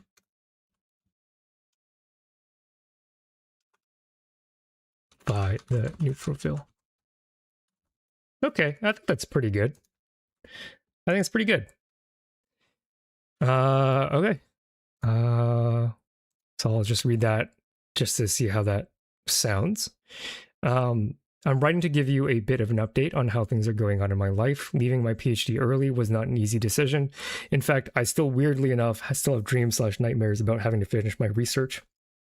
But I wanted to assure you that despite leaving early, I am basically living the dream job I've always wanted when I was a kid.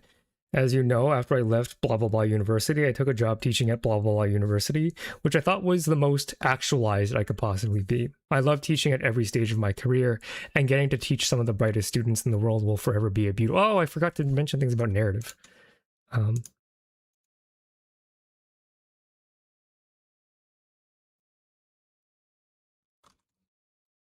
You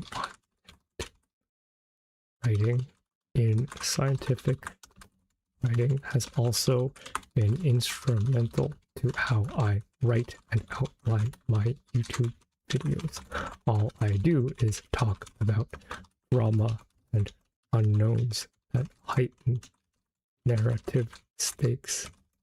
All concepts I have learned from you. I'll fix the spelling later.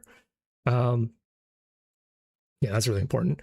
In 2024, I was let go due to a combination of funding struggles and a decrease in class size due to the advent of AI. I was essentially made redundant due to a lack of interest in biology at the time. I find myself now in a position where I could potentially contribute to igniting a passion for biology in students today. Very recently I reached 100k subscribers on YouTube. I am now capable of earning a paycheck doing the things that I've always loved doing, sharing biology. I wanted to write to you to show my appreciation. A lot of the way that you modeled critical thinking is now wired into the very DNA of my own brand of science communication. I distinctly remember a point in my graduate career of being too critical and pessimistic with regards to research. You would set me aside and reminded me that there is no perfect research paper, that the goal of reading research is to find out what is true instead of finding out what is wrong. Affirming the truth in papers is a much more complex and rewarding experience than simply being the guy who complains about low ends all the time. I try and bring that kind of appreciation for nuance in biology to my audience. I have to believe that this is the reason why they keep coming back and showing their own affection for my content. But I would not be able to do this dream job of mine if I didn't cut my teeth doing journal clubs in your lab. You helped me see the deep complexity and nuance hidden in plain sight, and that perhaps what people could stand to appreciate more is not exactly the result, but the method of discerning what is more or less likely. I still keep in mind several mantras that you used to say. Things like, don't drink the author's Kool-Aid, make your own titles, have wormed their way to my own lexicon and in my own teaching philosophy. Not only do I make videos on YouTube, but I also live stream journal clubs to give non-scientists a peek behind the hood and give them a space to engage in deeper scientific thought than what is typically available on this platform. I think the gentle way that you used to mold my thinking informed my own philosophy of how I should try and encourage my viewers to think a bit more deeply. Your view on narrative writing and scientific writing I'll fix that later, has also been instrumental as to how I write and outline my YouTube videos. All I do is talk about drama and unknowns that heighten narrative stakes, all concepts I've learned from you. All of this to say, while I might not have finished my PhD, I definitely got what I needed to accomplish what I've been looking for this entire time. I love my job as a YouTuber, and I am grateful to exist in a universe where I ended up in your lab via the neutrophil. Yeah, I think it's pretty good. I might touch it up later. I might disclose that I'm doing it live on stream. I don't know. Oh yeah. This flows really well. I wanted to say it was too informal, but I don't know what connection you have with your advisor, so great job. Yeah, you know, it's pretty casual. I'll call her by her first name. Yeah.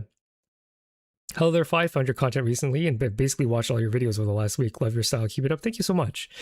Thank you so much for Kumaki for both fascinating and horrifying. Yeah, that's true.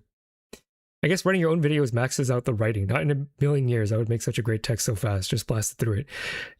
Yeah, I mean, when you force yourself to do art, you do get a lot better and a lot faster. It's kind of like every time Mylan draws, it's crazy. Mylan draws so quickly, but Mylan's been drawing for so long. You know, the reps allow you to better communicate your own ideas. Okay, I'm happy with that. So, we're reaching the end of stream, so let's look towards the future. What is in store for Fi the Neutrophil? You know, we're at 100K, and we'll change this thing to current topic. The future. And this will be short. I don't know if Mylan's still streaming, but I want to be able to raid into them. So looking towards the future, I have some short-term plans, right? There's a secret project that I'm involved in that is to be announced, but just pay attention and there'll be something cool to view on your feeds. And I also have a couple of very ambitious videos, like a near complete history of the immune system and the story of you, which is going to be probably like an hour or two of embryogenesis, right? How you regenerated from a single zygote, 1 cell, 2 nuclei, an entire organism, all in one video. It'll be like my abiogenesis video, where it'll be a massive complicated thing with a huge story behind it. But I think once you get to the end of that video, you are going to truly feel a connection with the materials that make you you. I can't wait to do that. Zygote, true Theta, my zygote, so true.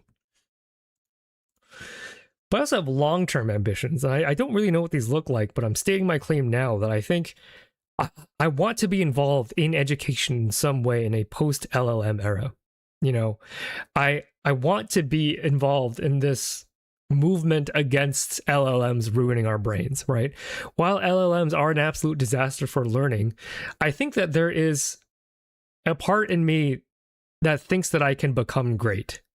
And I've used this term before. I've not formally defined it in a philosophical sense, but I'm always looking for ways to become great or be in the we are in the state of becoming. I will never achieve greatness, I know that, but in life I think there are moments, challenges, catastrophes that give you the opportunity to try and combat, you know, a mission, an objective, a force to fight against. And I think LLMs in learning might be what I'm into, right?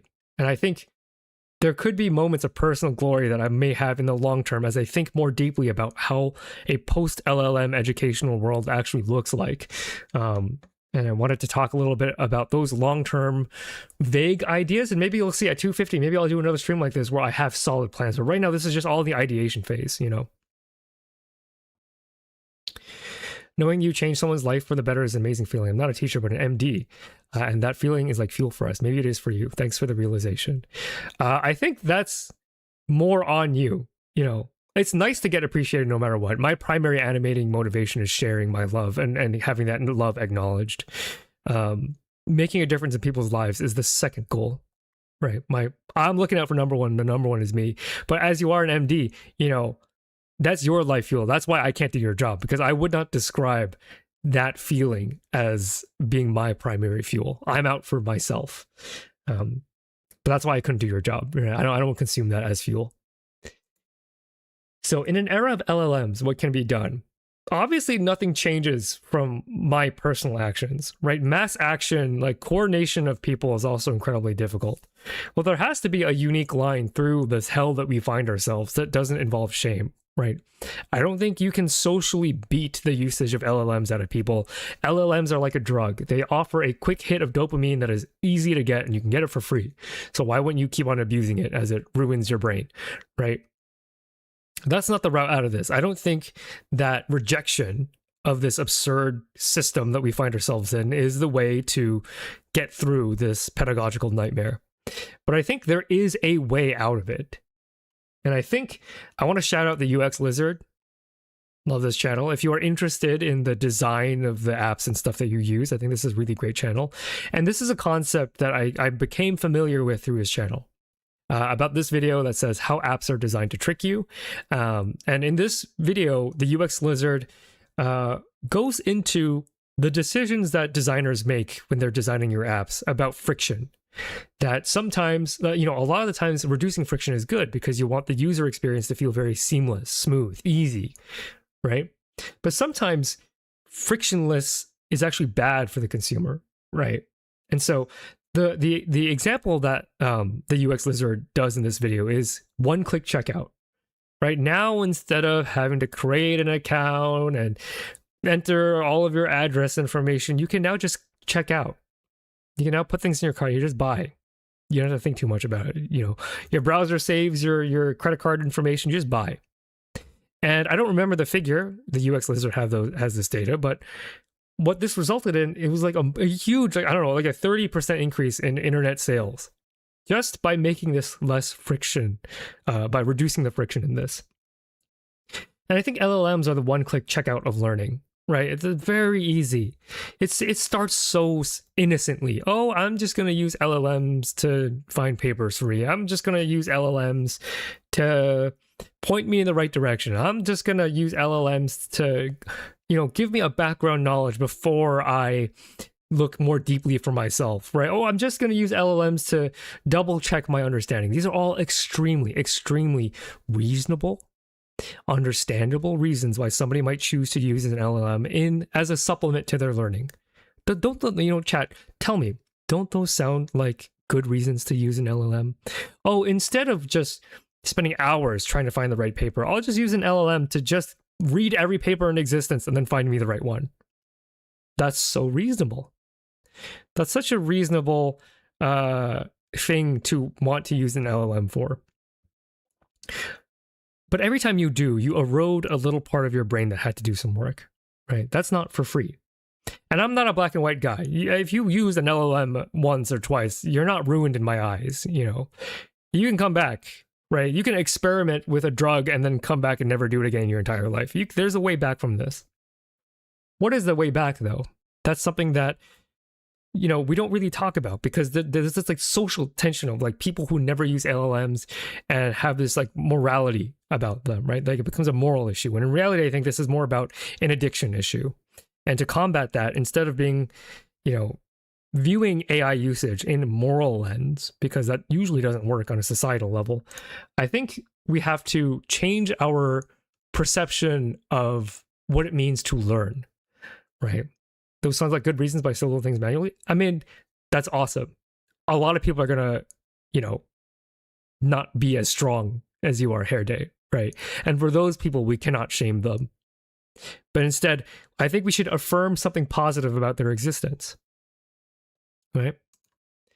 So I think challenge, struggle, and confusion in the learning process must be normalized, because using an LLM to reduce those things, that was just a given. Why wouldn't you want to learn easier?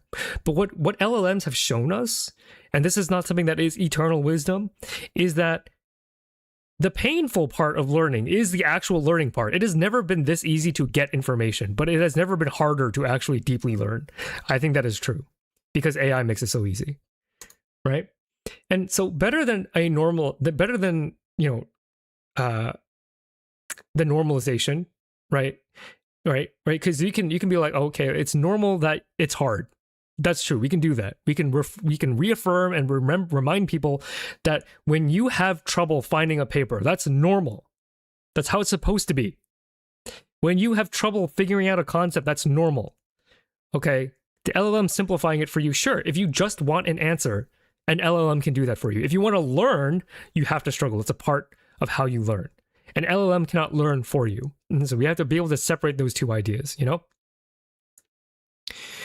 And we should value these as a sign of virtue, but don't go overboard, right? Don't romanticize struggle. Don't do that. Don't do that. But you can view, you yourself looking in the mirror.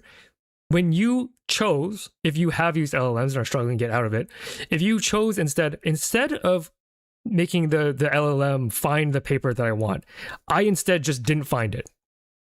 You can look at yourself in the mirror and be proud of that fact. You know, it's something, right? It's an active rejection of giving up your mental faculties, even if you really wanted to know the answer, to sit in the discomfort of not knowing instead of, turning to the LLM. That's something. That's you reclaiming a bit of your existence from this horrible thing that we all have to contend with. And to acknowledge that growing pains are indeed painful. You don't grow without pain. And this is something that gets papered over because this is such a cliche, but do you know why growing pains exist in a metaphysical way, not like in a literal way? Growing pains exist because your body, your brain is always looking for comfort. It is always looking to not be hurt by anything. It is always looking to just exist, to be happy, to exist, to protect yourself from danger. The thing is that if your brain had its own will, it would choose to never grow. Because it just wants to follow the set rules and expectations that it has followed, because that gives you security, because things that you do not know are scary. That thing in the bush could be a tiger, etc., etc., etc. We are wired to give in to this temptation of comfort. But if you are comfortable all of the time, then you are by definition not changing. You are by definition not growing. And so there must be an acknowledgement that the pain that's the learning part. The thing that you are experiencing when you are struggling. You're learning glycolysis and you want to type in summarize glycolysis for me, ChatGPT. You want to make it easy because ChatGPT can. The thing is, I'm not competing with ChatGPT because ChatGPT can do a way better job at simplifying information than I can. I wouldn't even be close. I could never communicate as clearly as the program that was trained on all of human data forever. I would never be able to do a better job than that. That's why I'm not competing with ChatGPT. When you watch my videos, you're following my story, my journey. So what I mean to say is that clarity cannot be, you can't get better than an LLM. You just can't. That's what they were made for, is to make everything so frictionless. But if it feels easy, then you have to know that that's not learning. Because the painful part is the learning part. And part of this project of Find the Neutrophil is the You Be the Scientist moments, where I ask you to write something in the comments section, to put your stake out there. And a lot of the times the comments are wrong because you're not scientists, which is fine. It's good. You tried. You were wrong. That's okay. You made your brain smarter by trying.